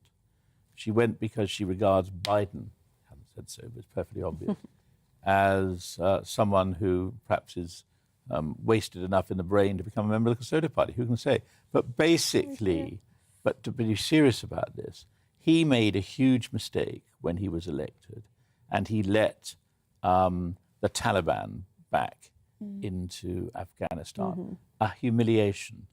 And what she wanted to do was to make sure that there was no doubt about where America stood. And if she had to shame her own president into doing that, she was willing to do it. Because, there's no point in being sentimental about all of this. She is a warmonger. He's different from the last 2 or 3 Chinese leaders. He is a warmonger. And warmongers have got to be stopped while you still can. China is not powerful enough to take on the world at the moment. 20 years' time, maybe they will be. Well, send us your thoughts. How concerned are you about the escalating situation in Taiwan? Send us your views, GBviews at gbnews.uk. Now, coming up, we will react to Rishi Sunak's exclusive sit-down interview with GB News. So don't go anywhere. Looking ahead to today's weather, and the UK is looking sunny for many, although some rain will affect parts of Northern Ireland and Scotland. Let's take a look at the details. There'll be hardly a cloud in the sky across southwest England, light winds, so it feels warm. Some relief from the warmth can be found on the coasts. Southeast England and East Anglia may see some cloud bubble up around lunchtime, but it will still be warm with temperatures already into the low 20s. Now, on to Wales. May see a little bit of cloud for many, but it's going to be dry. Some sunny at lunchtime. Temperatures in Cardiff should hit about 20 Celsius. The dry spell will also be continuing across the Midlands with a mix of sunny spells and a little cloud bubbling up there too. Temperatures in Birmingham will be about 19 Celsius at lunchtime. Now, Northern England is going to see a fair bit of cloud this lunchtime, and the cloud may just be thick enough for the odd spot of rain in the far north. The most persistent rain, though, will once again be across parts of Scotland. However, eastern parts may be largely sheltered from the rain, with some sunshine developing. Now, a little bit of rain may also affect the north coast of Northern Ireland, but elsewhere it's going to be pretty dry, although, as you can see, often quite cloudy today. OK, heading towards the evening, we'll see some little change with the sunnier skies across the south, and that is how the weather is shaping up for the rest of the day.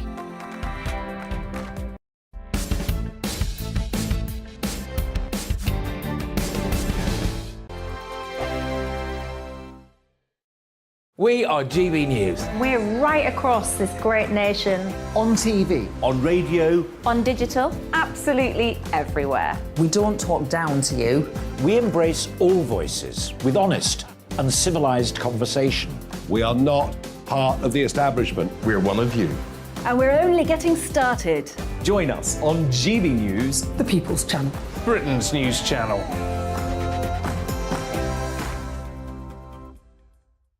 Hi there, it's Stephen and Anne.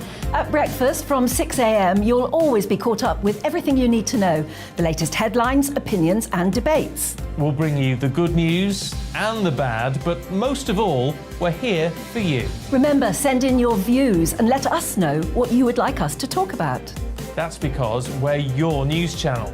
And every morning at 6 a.m, it's breakfast on GB News. My name's Tom Harwood and join me 9:30 a.m. every weekday for The Briefing, your one-stop shop for everything you need to know about what's going on in politics today. I wonder if this is a deal that might need to be like the biscuits in this factory, twice baked. Is there not an opportunity here to win out against the extremes? Tom Harwood, GB News. What are you going to do about it? Things should have been done differently, and they certainly are being done differently. Don't miss it. The Briefing with me, Tom Harwood, 9:30 Monday to Friday on GB News. Where would you like to go? Just take me to the studio, please, mate. You know where you're going. I've got a show to do. Friday Night Feast on GB News, 7 p.m. And it's like nothing you've ever seen before. We take a different angle on the week's biggest news stories. The viewers and listeners set me some absolutely mad challenges to do. We tried to rehome a rescue dog. And yes, there's some other wacky stuff in there as well. I feel like I could take on the world. Well, that's that. Friday Night Feast with me, Patrick Christie's, every Friday, 7 till 9 p.m. on GB News. Be there.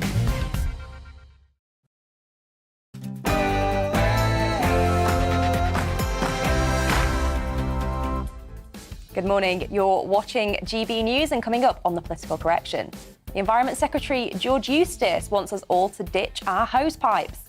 Labour's Rosie Duffield and former Conservative Minister David Mellor react to Rishi Sunak's exclusive interview with us here at GB News. And more strikes have been announced across our railways and our ports. That plus plenty more after the latest news with Ray Addison.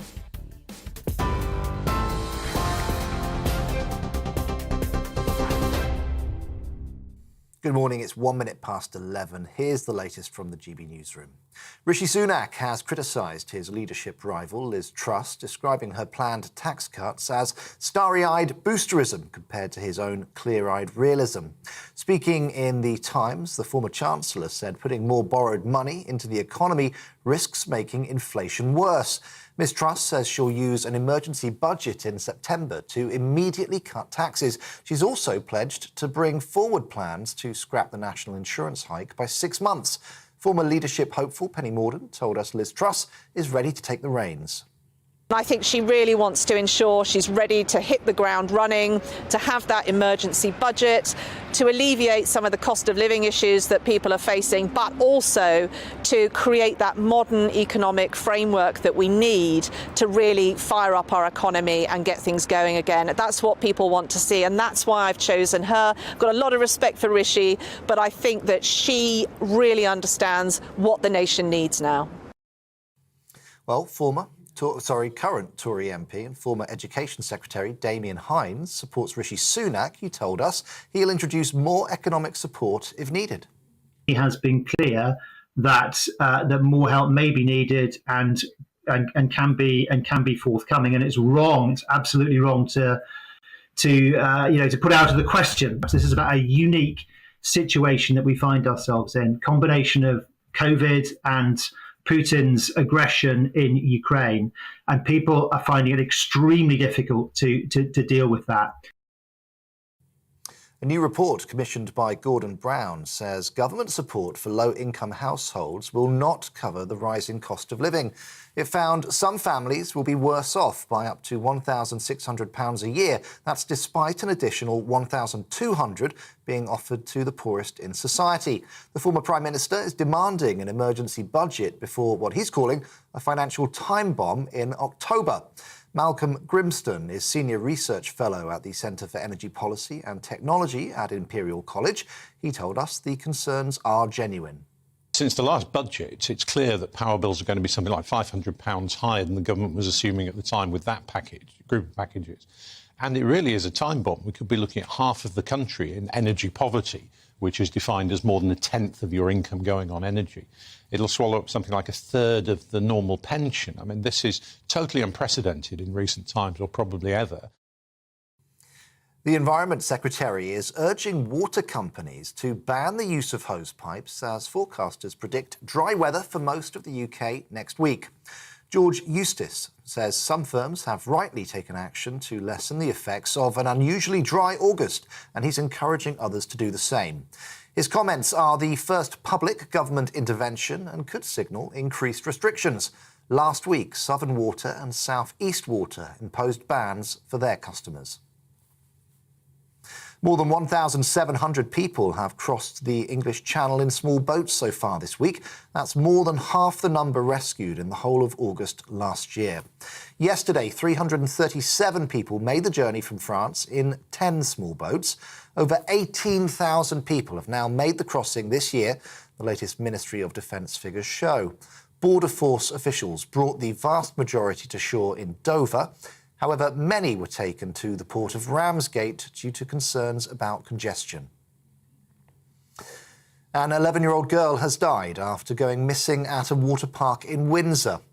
Members of the public joined emergency services in the search at Liquid Leisure yesterday afternoon before she was rushed to Wrexham Park Hospital.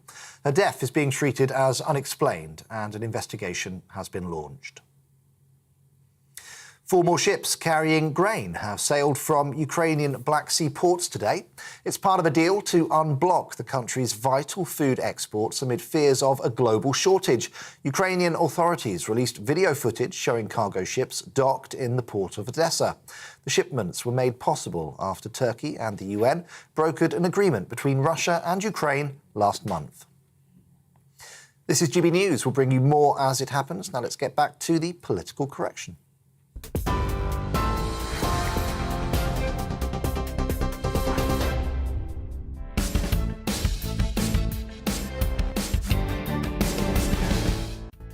Good morning, you're watching GB News and this is the Political Correction. We're here for the next hour to correct politics and put you, the people, back in charge. This week, I'm joined by Labour MP Rosie Duffield, and also joining us in the studio, the former Conservative Minister, David Mellor. Now, coming up this hour, the Environment Secretary, George Eustace, wants us all to ditch our hose pipes. Labour's Rosie Duffield and former Conservative Minister David Mellor react to Rishi Sunak's exclusive interview with GB News. And more strikes have been announced across our railways and our ports. Now, if you want to get involved in our conversation and have your comment read out on the show, then email us on gbviews@gbnews.uk or tweet us at gbnews. This is the Political Correction.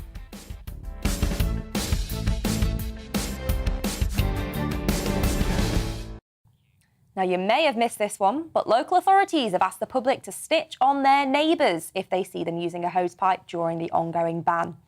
Anyone who's caught for this crime will be taken to court for any persistent breaches, which include watering a garden, cleaning a vehicle, or washing windows, walls, paths and patios. And they will also face a fine of up to £1,000.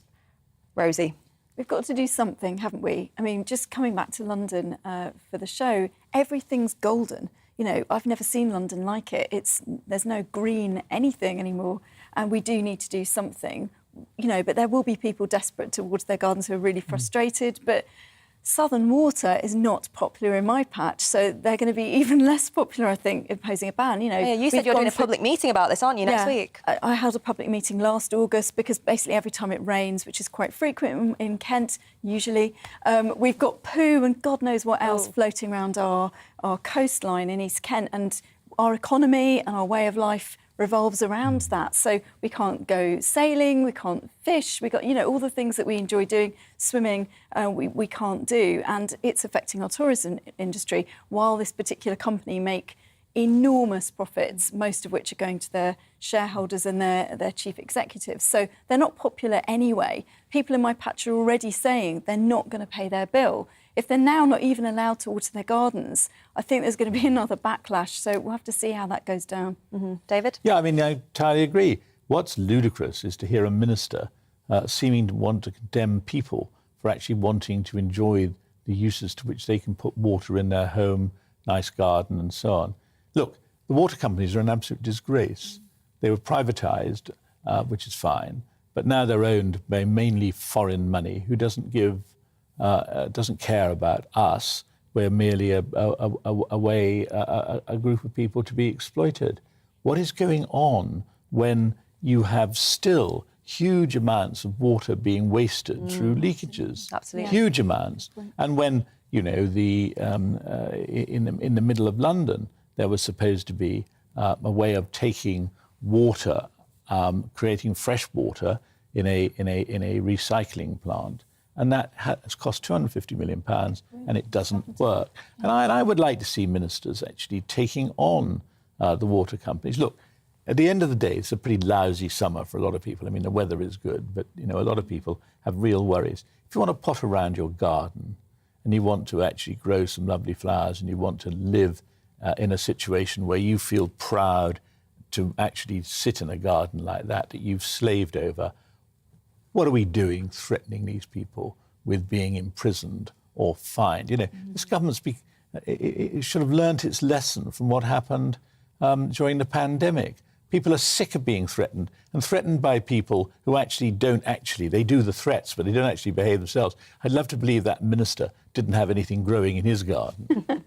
Well, time to take the water companies back into public ownership. Oh, there it is, there it is. Sorry, had to get that. Yeah, well, there's one way of making it worse, I guess. Got that on their bingo card, you can tick it off. Right, now, well, send us your views. Are you being affected by the hosepipe ban? Will you stick to it? Do you think government's going too far by saying they're going to fine people? We've got lots of your views come in on other things. Today, we have got John here on the Tory leadership who says, it's hard to be able to pick Rishi Sunak or Liz Truss as the Tories have the same record on illegal immigration. Rosie? I don't know quite the point that John is making there. I mean, I remember David Cameron standing on a leadership hustings similar to the ones we've got now back in 2010, I think, saying that he would cap immigration at, I think, 10,000. That never happened. You know, under the Conservatives, who were supposed to control immigration, it's gone through the roof. We've heard the figures on the news this morning. I happen to be pro-refugee, pro-asylum seekers and all of the charities based in Kent that help those small boats, the people that are taking that treacherous crossing. You know, we mostly welcome those people into Kent and, you know, they have had to decide between life and death. They're coming from war-torn regions. They don't do that lightly. You do not put your family in a boat unless you feel that it's worse where you are. So I think we should be helping as many people as possible. But these numbers are not sustainable. That's also true. So, and we don't have enough housing stock, certainly in Kent. So a solution has to be found. I'm not pretending I know what that is, but I don't think it's sending people to Rwanda. And whatever's happening isn't working, is it? No. Well, what views have you got for us? What have our fantastic viewers been saying today? Graham has said, lots of people seem to be unhappy with the 6 or so weeks of the Tory leadership campaign, yet they were happy with the 2-year-long political assassination of Boris Johnson. I don't know, obviously I'd take issue with that as an opposition MP. I don't know that he has been being assassinated in that sense. But, you know, there's obviously been a lot of unhappiness in his own benches at the fact that he continually embarrassed the party and continually broke the law. And, you know, I don't think that can have carried on. This is someone the world is looking at, you know, and it's an embarrassment when he's at G7 summits and things and all people are talking about is Partygate or birthday cake. You know, that couldn't carry on, could it? And David, what have you got on our... Well, Gillian says Rishi is to blame for much of our current financial crisis. Well, she doesn't condescend to particulars, so we can't really comment on. Well, lots of your views. Why she says. Well, I think that inevitably one must have a divided view about Rishi Sunak. On the one level, he's plainly a very gifted person, very gifted, but there's no doubt about it. The way that money was thrown at every potential issue over the pandemic and the billions that were wasted, the amount of fraud that there was, I don't think he can escape responsibility for that. Let's stick on the theme of Rishi, shall we? Because we've got a good bit coming up now. Now, you may have missed it. How could you have missed it? Because yesterday, Rishi Sunak sat down for an exclusive interview with Esther and Phil for GB News. You can watch the whole interview on Catch Up via the GB News app, but here is a little taster of what was discussed.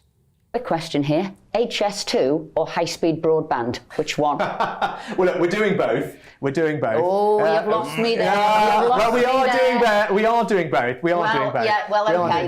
But look, you've lost me. I'm someone who believes in the future, right? So if you think, what do I think is more important? I think the digital economy is incredibly important. OK, right? you're getting me back. You're winning me back. There we go. But look, the other thing I'd say, look, the digital economy is important. And it's not just about broadband. It's about actually mobile phone signal in rural areas. That's something that is really important to me, and I help fund as Chancellor, because that's how you spread opportunity in a 21st century economy. It's how you grow the economy.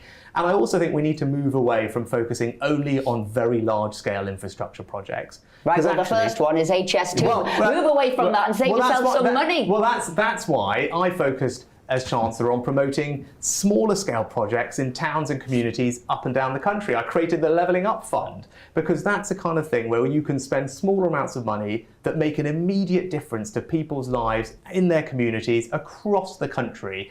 And that's my definition of levelling up. It's about spreading opportunity and making sure people have pride in the place they call home.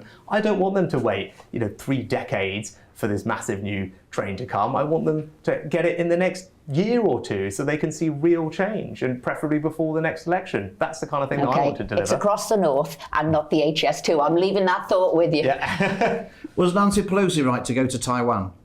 Yeah, of course she has the right to go to Taiwan, and her visit can absolutely not be an excuse for China to then behave in the way that it has and aggressively start doing manoeuvres in the Taiwan Straits. That's just obviously not acceptable, and we should be robust in standing up for the values that we believe in democratic freedom and sovereignty of nations, and making sure that people do not suffer unnecessary aggression. And I think we will do that with our allies, particularly in that region. We have a new defence partnership with Australia and America, which our aircraft carrier has been over there. And so that's the kind of thing that we'll do. We have to be robust against defending it, not just over there, by the way, but here at home, which is why, as Chancellor, I was pleased that I passed a new law which gives us the powers to stop hostile states from infiltrating our companies, stealing our technology, so we could protect ourselves against that. That was something that was important to me, and I passed a law to give us the powers to do that. And as Prime Minister, I definitely will use them to keep us all safe. Now, this week, the Bank of England have increased interest rates. Lots of families will be worried about their mortgage payments. People are worried about their energy bills, things like that. What do you say to people who say, look, your family's incredibly wealthy. You don't understand how hard it is for people and how hard the hardship they're going through at the moment and how difficult it is. What do you say to people who say you're out of touch, in effect, because of your own circumstances? Yeah. So I've been out and about across the country, right, over the last week or two, talking to members of the public everywhere. And I've had so many people come and talk to me about furlough. And they've come and talked to me about what it did, what it meant to them, how it saved their job, helped their family, how their business was supported, and they wouldn't be here if it wasn't for the things I did. And they were grateful for that. And they all remember that first press conference I did as Chancellor, where I kind of arrived and people didn't quite know who I was. And then I did these things that really helped them at a time when they were really worried. And I was reflecting, and when I gave that press conference, I was wearing the same suit that I'm wearing today that now attracts a lot of commentary, right? I'm the same person who did all those things. And I think in this country, we judge people by their character and their actions, not by what's in their bank account or what they're wearing. And ultimately, I've always acted over the past couple of years to protect people, particularly the most vulnerable in society, through difficult times. That's what I did as Chancellor. Of course, that's what I'm going to do as Prime Minister. I feel that very personally. And look, I'm fortunate today, but that's not how I grew up. my grandparents emigrated here 60 years ago. They didn't have a lot, but they built a better life for themselves. My parents worked their socks off to provide a better life for their 3 children. You know, those are the values that I was raised with. It was about hard work, it was about family, it was about aspiration. Those are entirely conservative values. Those are the values that I want to champion. And it's because of that that I want to be Prime Minister, because I want to make sure that everyone has the same opportunities that I did. And as Prime Minister, I want to deliver that. Now, your family's been in the eye of the media storm. Your wife got lots of criticism about being a non-dom. Did you feel that that was a legitimate criticism for people to make, or did you feel it was unfair that your wife was dragged into the political melee? You know, look, thinking back on that is, look, obviously it was difficult, but reflecting on it, you learn from those experiences, and to your point, it's what I recognised is, whether I like it or not, at this level, your family is exposed to that, and difficult as that is, uncomfortable it is, because they're the people you love, and they're not the ones who chose to do this. But look, that's the way it is, right? And that's fair, and I accept that. And I've learned from that experience as a result. And if you become Prime Minister, of course, that media spotlight would be even worse, presumably, on your family. I mean, are they ready for that? Yes, and that actually, as I said, having learned from the experience over Easter, it's something that I'm much more prepared for, and I completely accept the scrutiny that comes, and I completely think that I can see why that's there, and difficult as it was at the time, because as I said, it's the people you love, you want to protect them, and they're not the ones who chose to do this. It's completely understandable that that's part of the process at this level, and I said I've learned from that experience, as have they. You don't need to do this. You don't need to go through all this grief. You don't need to go all this charging about You know everywhere. who said this? I think William Hague said this as well. I think he might have said what's this. he I doing think he it did. for? That we supported you, I know that much. I guess, some people say, look, he could just sit on a yacht sunning himself for the rest of his life. So why are you putting yourself through all of this? Yeah. Actually, funny, you mentioned William Hague. I said, growing up, you talk about politics. People like William were political heroes of mine, and Nigel Lawson, and to have them be supportive of me now is incredibly humbling, actually. And it's a kind of pinch yourself type moment in this campaign when your political heroes are now helping support you in this endeavour, which is really lovely. Look, why am I doing it? I'm doing it for a simple reason, and that's because I love our country to bits. Our country did this extraordinary thing for my family and welcomed them here, allowed them to build a better life for themselves and their children. And that's why I want to be Prime Minister, because I want to do that for everyone. I want everyone's kids and grandkids to be able to have the same amazing opportunities that I had. I think my plan is the right one to lead us into that future, to build a country and a society built on those values of family and aspiration and hard work and hope. And I think I'm the right person to do it, and the right person to then go and smash Keir Starmer in the next election. Do you know what that sounds to me? Payback time. Look, Rishi, thank you very much indeed for sitting down with us today and being so honest on your answers there. Thank you. Thanks a lot. Thank you both. Well, there we go. There was a GB News exclusive interview with Rishi Sunak. And Rosie, what did you make of that? I mean, we're kind of a bit fed up of hearing the same old lines about people's backgrounds, and they're very well rehearsed, aren't they? But I mean, we're in the closing few weeks, please God, of this contest. So, he's got to stick to those. I think he had a fair point. It is very difficult for your family when you're in the public eye. His wife didn't choose to stand. She's not in public life. But at the same time, it re-emphasises what I said earlier about him not being an ordinary person in the Commons. And I think there is a huge gap between his wealth and his lived experience and the majority of people. And I think that's something he's going to struggle to overcome with people giving him their votes, to be honest. And David, what did you make of it? Well, I think he's an attractive guy to listen to. I think he's animated, his facial expressions.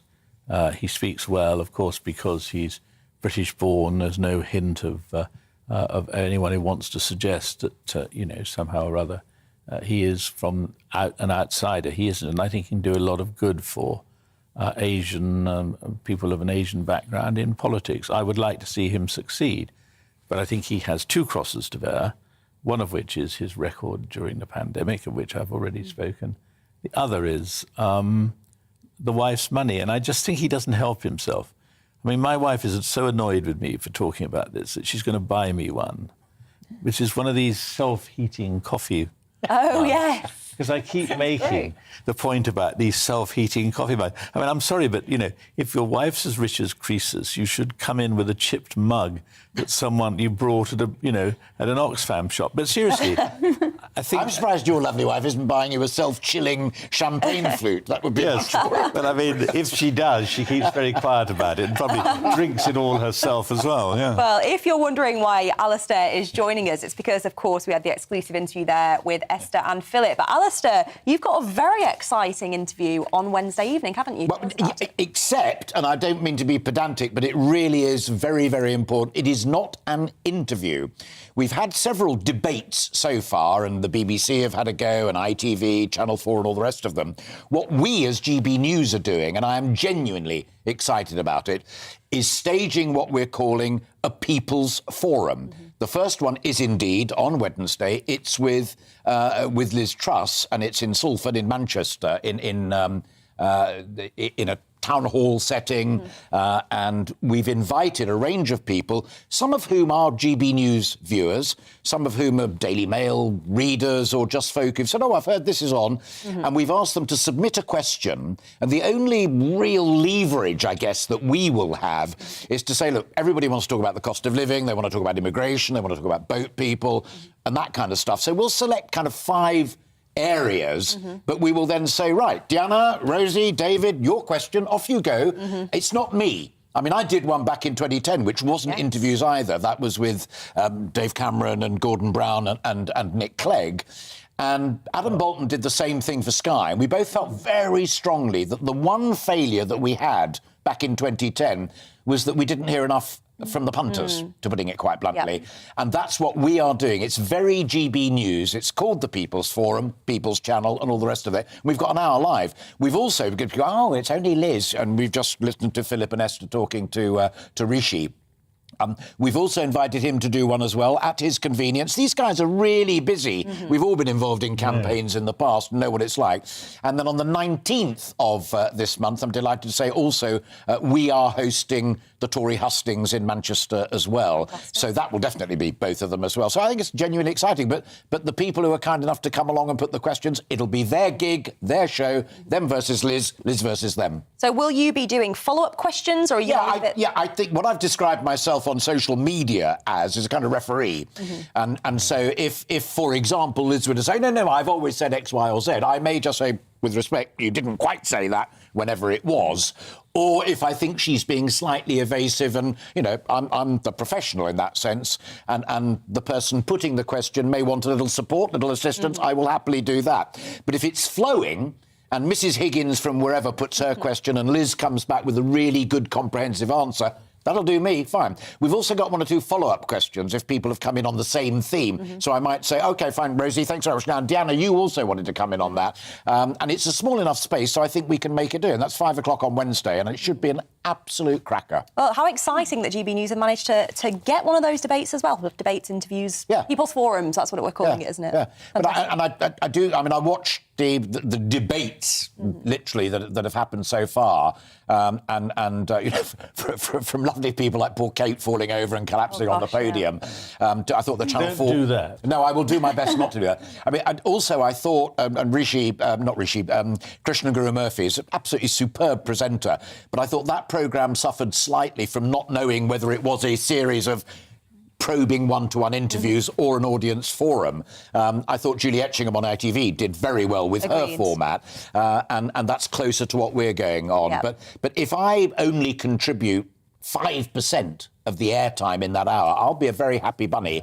And I think Liz and the audience, most importantly, will be content as well. And Alistair, we've got about a minute and a half, so quick whiz through what's on your show today. Two key things. We're continuing the theme because overnight it became really tasty and hairy between Liz and Rishi on tax, with Liz saying, I'm going to stick with the tax cuts and it's going to happen even sooner, front page story in The Telegraph, and getting back at Rishi saying he caused the recession, he was in command, as David was saying earlier on in your programme. And we're probing that with Henry Hill, who's news editor at Conservative Home, which as you know, has a real big influence in these matters, but also Sean Worth, who used to work with Dave Cameron at Number 10, so he knows runners and riders and this stuff as well.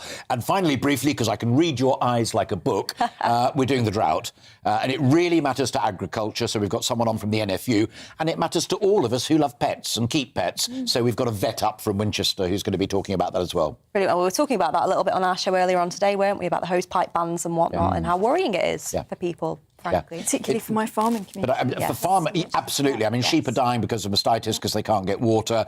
They're all hoping to goodness that it's going to be a good harvest. It ain't at the moment. And they can't just squirt water like Holland at their liberty. So I think there are real problems down the road about accessibility of food and prices. Absolutely. Well, there you go. Tune in at 12 o'clock for Alistair Stewart and Friends. But more importantly, Wednesday at 5 p.m. Yeah. Wednesday at 5 p.m. for the GB News People's Forum with Liz Truss. But stick with us, because coming up, strikes, and more strikes. Is there any end in sight? We'll explore that next, so don't go anywhere. Looking ahead to today's weather, and the UK is looking sunny for many, although some rain will affect parts of Northern Ireland and Scotland. Let's take a look at the details. There'll be hardly a cloud in the sky across southwest England, light winds, so it feels warm. Some relief from the warmth can be found on the coasts. Southeast England and East Anglia may see some cloud bubble up around lunchtime, but it will still be warm with temperatures already into the low 20s. Now, on to Wales. May see a little bit of cloud for many, but it's going to be dry. Some sunny at lunchtime. Temperatures in Cardiff should hit about 20 Celsius. The dry spell will also be continuing across the Midlands with a mix of sunny spells and a little cloud bubbling up there too. Temperatures in Birmingham will be about 19 Celsius at lunchtime. Now, Northern England is going to see a fair bit of cloud this lunchtime, and the cloud may just be thick enough for the odd spot of rain in the far north. The most persistent rain, though, will once again be across parts of Scotland. However, eastern parts may be largely sheltered from the rain, with some sunshine developing. Now, a little bit of rain may also affect the north coast of Northern Ireland, but elsewhere it's going to be pretty dry, although, as you can see, often quite cloudy today.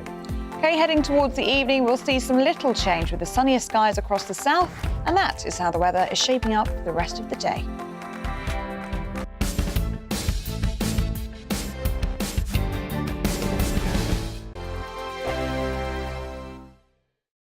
We are GB News. We're right across this great nation. On TV. On radio. On digital. Absolutely everywhere. We don't talk down to you. We embrace all voices with honest and civilised conversation. We are not part of the establishment. We're one of you. And we're only getting started. Join us on GB News, the People's Channel. Britain's news channel.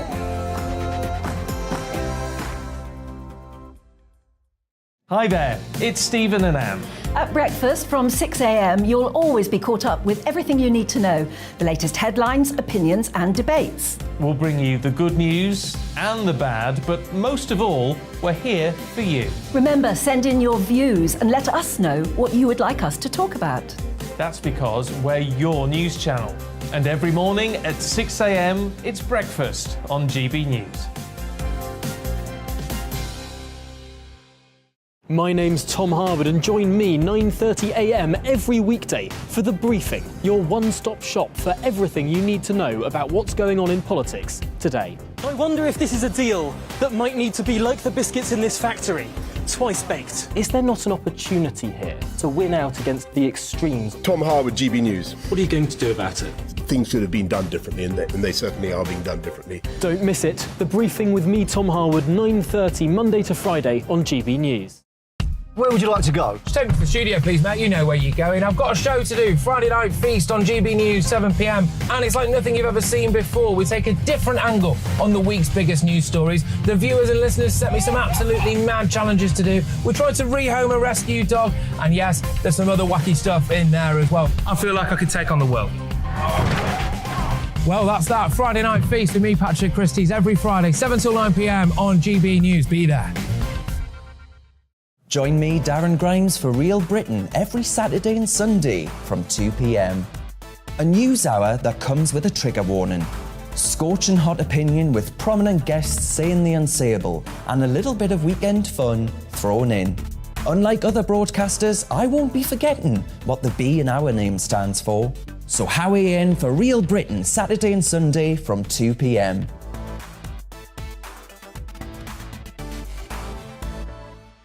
Hello, I'm Patrick Christie's. And I'm Mercy Moroki. Make sure that you join us Monday to Thursday, 10 a.m. until midday, right here on GB News for To The Point. We're not afraid to talk about the topics that matter to you or the big topics that always matter. We cover absolutely everything, from the breaking political stories of the day to law and order, what's going on in the channel. We're not afraid to hold people to account. We always make sure we include your views on our show. Indeed, if you're thinking it, you can guarantee that we're saying it. So make sure you join the conversation with us, 10 a.m. until midday, Monday to Thursday, for To The Point on GB News.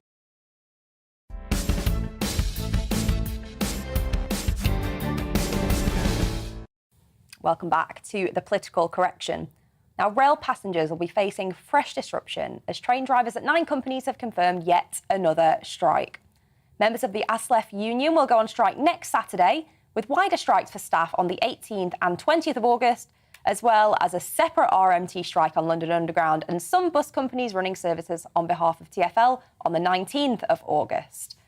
Not just that, but we've got port staff striking as well. I mean, it's looking like a pretty bleak summer, isn't it? And Rosie, I need to bring you in on this because ordinarily you would expect the Labour Party to be well behind the unions, well behind the strikes, well behind the workers, but I have no idea what Keir Starmer stands for in any of this. It's not been a very strong leadership message, has it, in the last few weeks? I think people are a bit confused because we are traditionally the party of the unions and the party of workers, and Keir has kind of muddled thinking by the looks of it on this, you know, reprimanding one of the front bench and saying that the front bench generally are not allowed to go to strikes, because that was something he said in the last RMT strikes, if not this time around. And we've seen Lisa Nandy attend the strikes, Sam Tarry been reprimanded for going. I will be going to support my local CWU, who are also on strike. I know them well, I know those workers. And actually, they're not being greedy or unreasonable. The same with the train workers. It's not just about drivers, it's about people not being able to get comfort breaks because they're short-staffed and the rotas haven't been managed well by the management, as I understand it. So there are many complex issues. It's not just the headlines. I think you wouldn't go on strike in a job that you love, serving the public, unless you felt that you absolutely had to. So it would be nice to see Keir Starmer back those workers, in my opinion. And I'm sure he does, but perhaps it's just the messaging that's just been lost, but it hasn't been great for the party. Do you think that's kind of the point, though? You know, you've mentioned there that some of the strikes, it's not just about pay, it's also about working conditions. Yeah.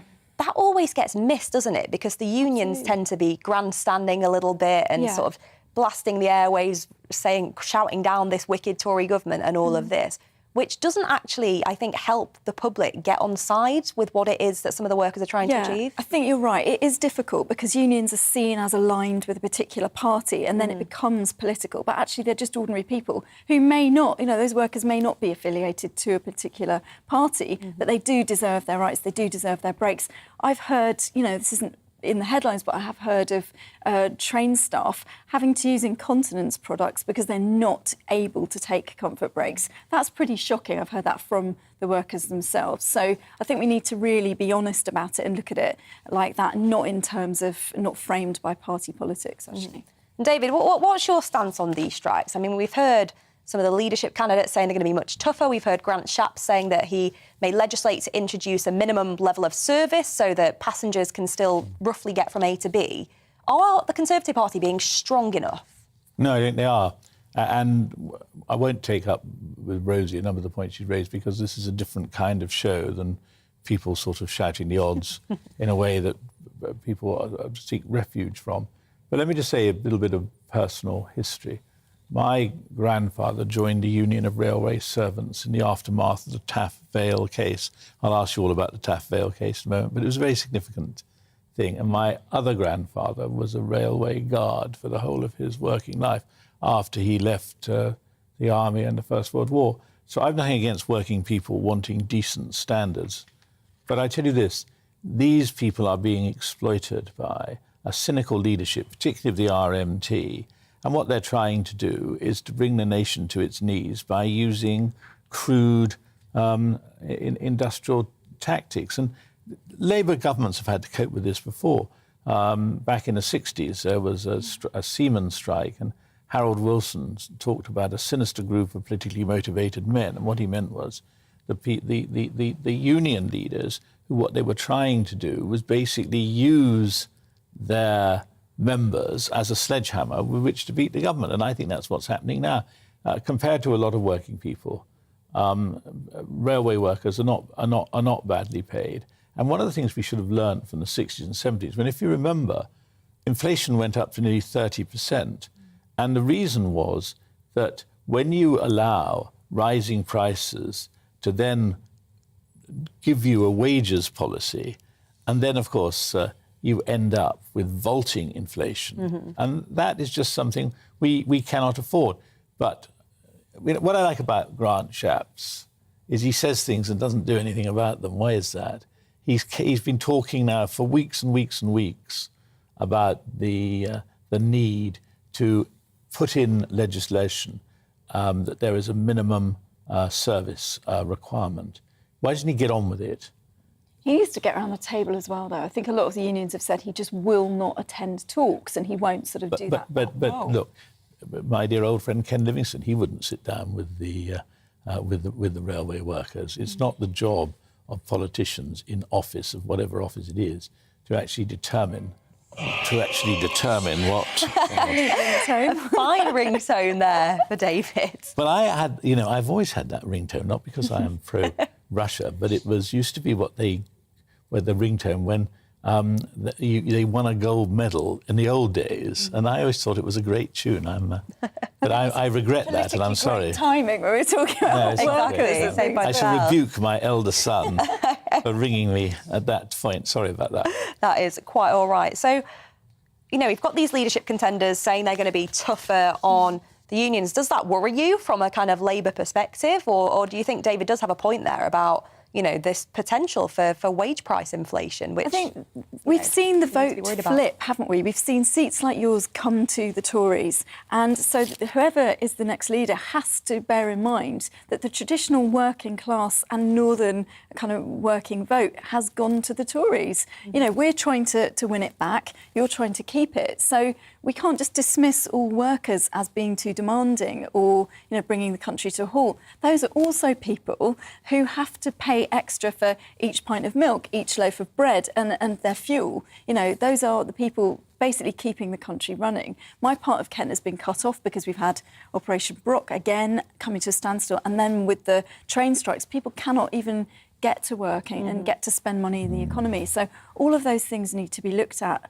And, if they're going to keep those working voters, they can't just dismiss everybody. But Rosie, the question you have to answer, forgive me, is we've got 13% inflation, or we're going towards 13% inflation.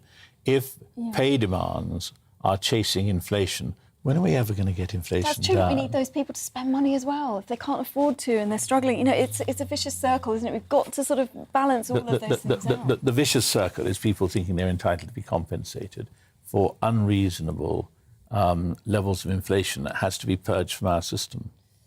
Could argue that for days, I think. Well, it's certainly an issue that's on all of our minds, I think, at the moment, isn't it? And whoever becomes Prime Minister in a few weeks' time is going to have a real challenge on their hands to get on top of it. But send us your thoughts on the rail strikes. Do you think they're justified? Do you not? Do you think the unions need to wind it in?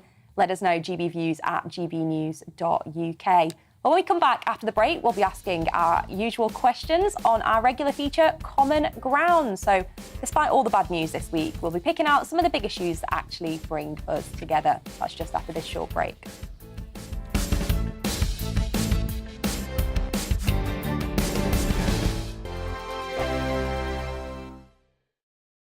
We are GB News. We're right across this great nation. On TV. On radio. On digital. Absolutely everywhere. We don't talk down to you.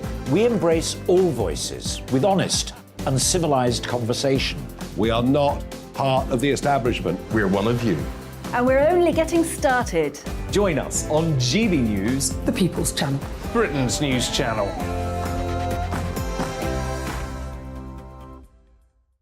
Hi there, it's Stephen and Anne.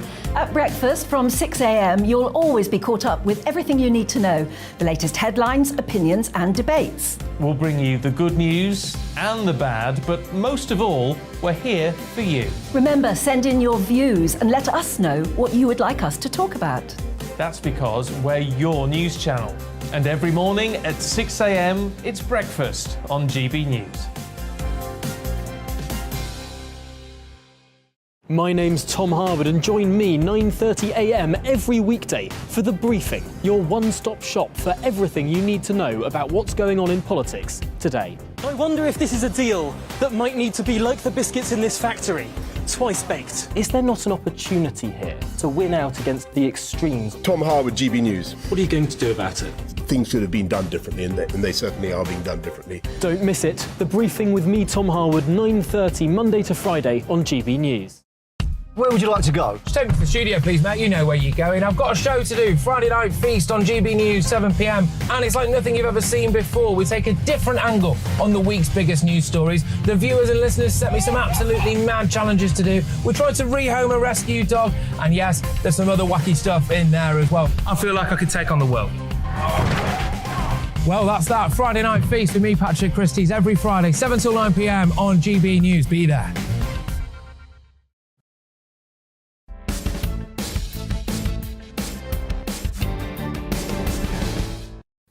Welcome back. Now, each week on The Political Correction, we aim to talk to someone at the heart of his or her community to discuss what brings us together, in other words, our common ground. And this week, we are joined by Imam Ajmal Masroor. Imam, thank you for joining us this morning. And I know the first thing that you want to talk about is Muslim New Year. Correct. Yes, we've just begun our New Year a few days ago. Today is the 9th day of the first calendar month in the Arabic calendar. It's called Muharram. It's significant for many reasons, but one of the biggest reasons, Prophet Muhammad, peace be upon him, it is said in the history, migrated from Mecca to Medina. When he arrived in the new city of Medina, he saw the Jewish people in the city fasting. So he inquired from their scholars, why are you fasting? They said, we're fasting to thank God for freeing us from the tyranny of Pharaoh. Prophet Muhammad, peace be upon him, said, well, we will do the same. In fact, we'll do one more. We'll fast 2 days in the month of Muharram, the first calendar month of Arabic calendar. So Muslims fast on this particular month. We'll be fasting today, tomorrow, or the day after and the day after. So 2 fasts to thank God for freeing Moses and his people from the oppression and subjugation that they were facing in Egypt under the leadership and rulers of the pharaohs. It is really interesting that Muslims are globally fasting for that. At a time when we all need to stay together, come together. And also the tragedy that's unfolding in Gaza right now. It is a tragedy that we're supposed to be cousins in our faith, and yet we see this awful conflict. There's no need for this conflict. And we should all come together and reflect on the true meaning of our faith. Moses, Jesus, and Muhammad, all of them, if they were alive and together today, they would be hugging, they would be together as brothers in faith, they would be arm in arm, hand in hand, wanting to put the world right, not fight with one another. Well, you spoke there a little bit about religious leadership, of course, but you also want to talk to us about political leadership. I do. Topsy-turvy political leadership today. Even what is false has become true. Lies are being celebrated. The more you can be deceptive, the more spinning you can do with your words, the more you are liked. You know, we've seen it throughout Boris Johnson Premier. We are seeing it globally, not just in the UK, but across the world. We are seeing Putin, an awful dictator. Many other dictators of the world are also doing evil things, and sometimes we're supporting them when it's convenient for us. We are opposing them when it's convenient for us. Moral leadership is lacking. Ethical leadership is lacking from political leaders today. And this is one thing that we really need to do something. There is a crisis in morality and ethics, and it must be demonstrated in our leadership from the front. If you're a liar, if you're a deceptive person, if you're a double standard person, if you're if you've got all of these evil traits within you, we don't want you to be our leader. We want somebody who is decent human, a person who is honest and truthful, somebody who can rely on. That's our common ground. And we certainly need some of that at the moment, given the situations that we find ourselves in.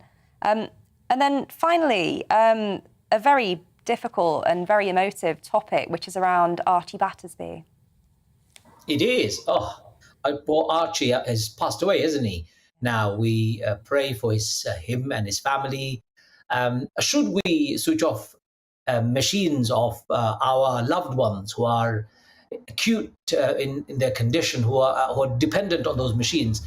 Unfortunately, this moral and ethical dilemma needs to be answered, both spiritually as well as from our personal perspective. Spiritual guidance from an Islamic perspective, as an imam, I would say, is that you and I are not in control of our life and death. As far as my faith is concerned, our life and death is determined somewhere else. I believe in God. God decides.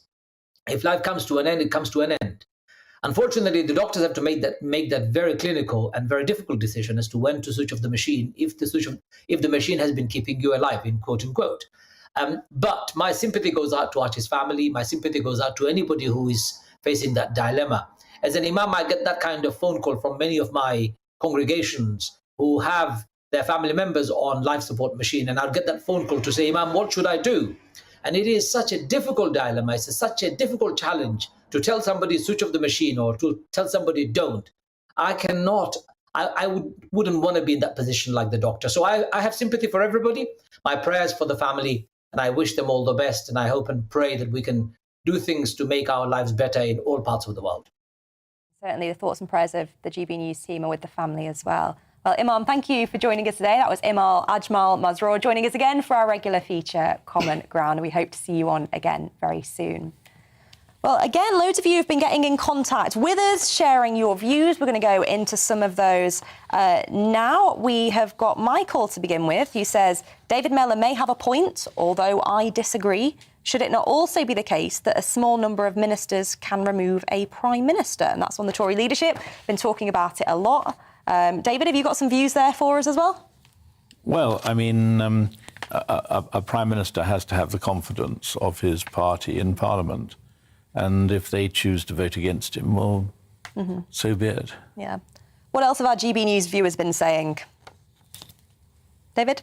Oh, sorry. That's all right. Yes, I thought you were going to come back at me on that one. No. Provocative Giving you an view easy ride today. about members of Parliament having power. No. Anyway, Dave in London says, I hope the polls are correct and that we get Liz Truss. Yes, she's making a lot of promises and she likely won't be able to deliver on all of them, but at least she's proposing some ideas. All we're getting from Rishi Sunak is more of the same. His vision gives me little hope for the future of our country. Rosie? Jane in Scarborough has said, listening to David Mellor, I'm happy to be included in the voting minority and assure him that my vote will be on the merit of both candidates. Rishi has those qualifications. He understands the economy, has integrity and political principle. David says, I can't understand why people condemn Rishi for being a wealthy person. These same people absolutely worship Premier League footballers who earn obscene amounts of money for kicking a ball about, just saying. I mean, that is a good point, isn't it, I guess? But that they're not the people kind of making policy and they're entitled to their views, I guess. Yeah, very true. And then we've had a couple coming in on Nancy Pelosi as well, obviously following our chat earlier around her visit to Taiwan. John says, I watched Pelosi tear up the State of the Union address in the Congress while President Trump was reading it. She has no respect for the institution she's a part of. She went there for her own reasons, wants to appear relevant before she retires. And I think we've got one more view on Nancy Pelosi as well there from Darryl. If David, you want to take that one? Yes, Nancy Pelosi went to Taiwan against the advice of the government and its military advisors because she knows that Biden and the Democrats will get crushed at the midterm elections in the US, and this was a good chance to try and increase the Biden administration's popularity in these elections because they think many Americans will respect this move. Of course, this is dangerous and may backfire on the US and the West in general.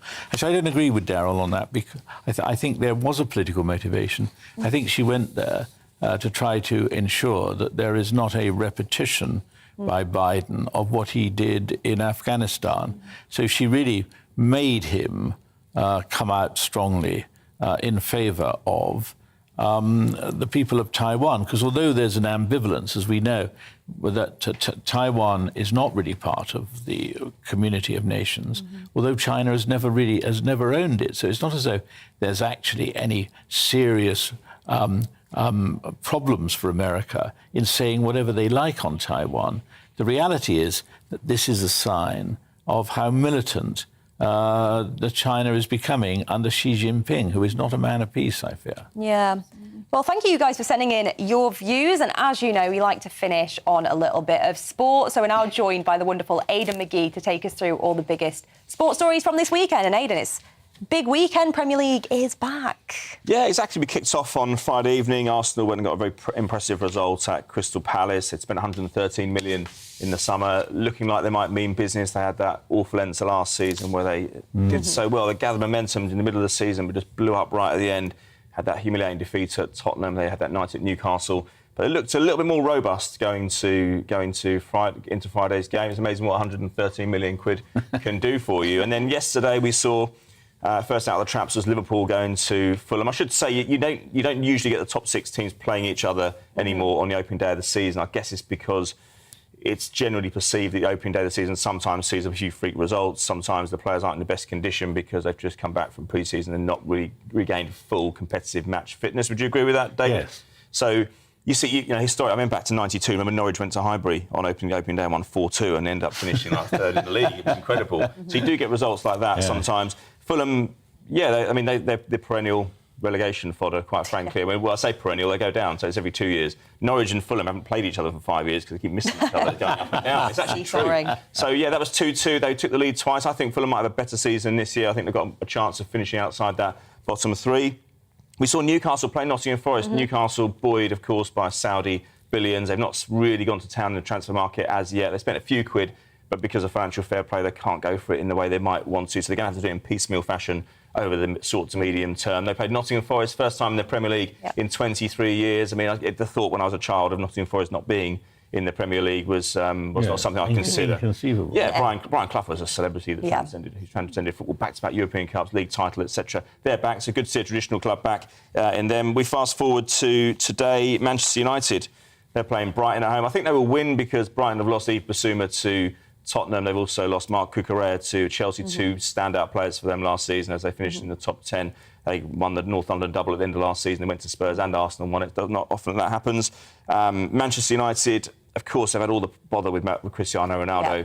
He didn't get booed last Sunday when he came on at Old Trafford, but he's pushing his luck in terms of his conduct. There's a suggestion that he's reached a level of his career where he just is concerned about personal glory rather than the team. And Roy Keane would be quick to remind him that it was the team that got him where he was. And there's one question I need to ask you, because last Sunday we were discussing the match of the day, the Women's Euros. How did you feel seeing that final result come in when the whistle was blown? Yeah, it was brilliant. I mean, I do think it was a QPR fan who scored the winning goal, and she immediately went and reached for a QPR flag. But despite that... they made a fuss of her at QPR yesterday. I was down at Charlton, but they made a fuss of her at QPR, and they brought her on the pitch and everything, and it was great to see her. She's a proper rice-lipped girl as well. And Rosie, what was your reaction? I mean, we were ecstatic, weren't we? I think every politician, every female politician, I mean, I was in floods of tears. It was really exciting. Can I just put in a shout-out to Grace Bulsden, my constituent, who's part of the England hockey team, though, in the Commonwealth Games. Yeah. I think we're still second in the overall league table, aren't we? We are, but Team England have got a chance of winning gold this afternoon. They play Australia at 3 o'clock. They knocked out the holders, or the current champions from the Gold Coast 4 years ago yesterday. No, yesterday. She saved 4 penalties yesterday morning, Maddie Hinch. So they've got a great chance. England strong at hockey. And don't pay too much attention to the medals table, of course. Don't forget, the teams are divided up in terms of the UK, with England, Scotland, Wales, Northern Ireland. Yes, OK, you don't get the big guys. Some of the big major nations aren't in there, but we're still second in the table, doing well, hold our own. Well, certainly a fantastic summer of sport, as always, and some brilliant results coming in. I mean, seeing the Lionesses win it just made my year, I think. Definitely. Such a fantastic result.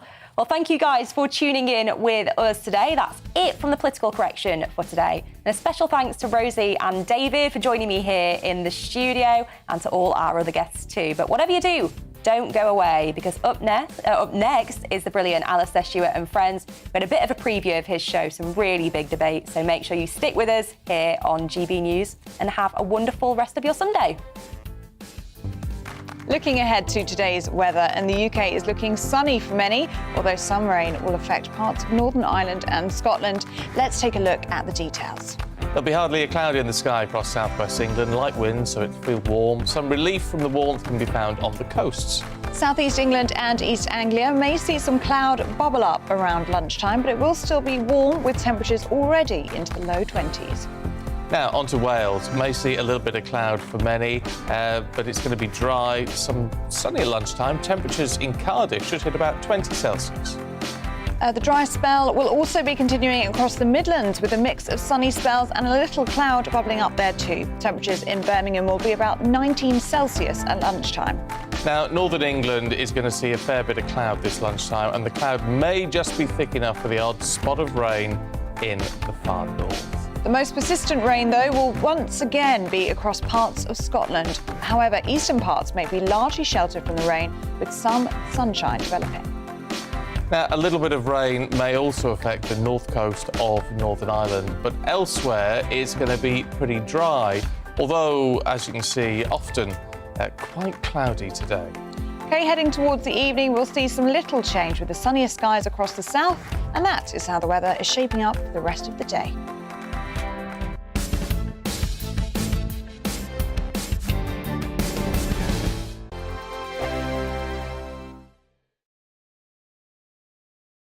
We are GB News. We're right across this great nation. On TV, on radio, On digital. Absolutely everywhere. We don't talk down to you. We embrace all voices with honest and civilised conversation. We are not part of the establishment. We're one of you. And we're only getting started. Join us on GB News, The People's Channel. Britain's news channel.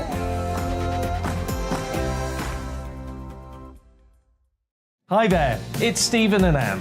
At breakfast from 6 a.m, you'll always be caught up with everything you need to know, the latest headlines, opinions and debates. We'll bring you the good news and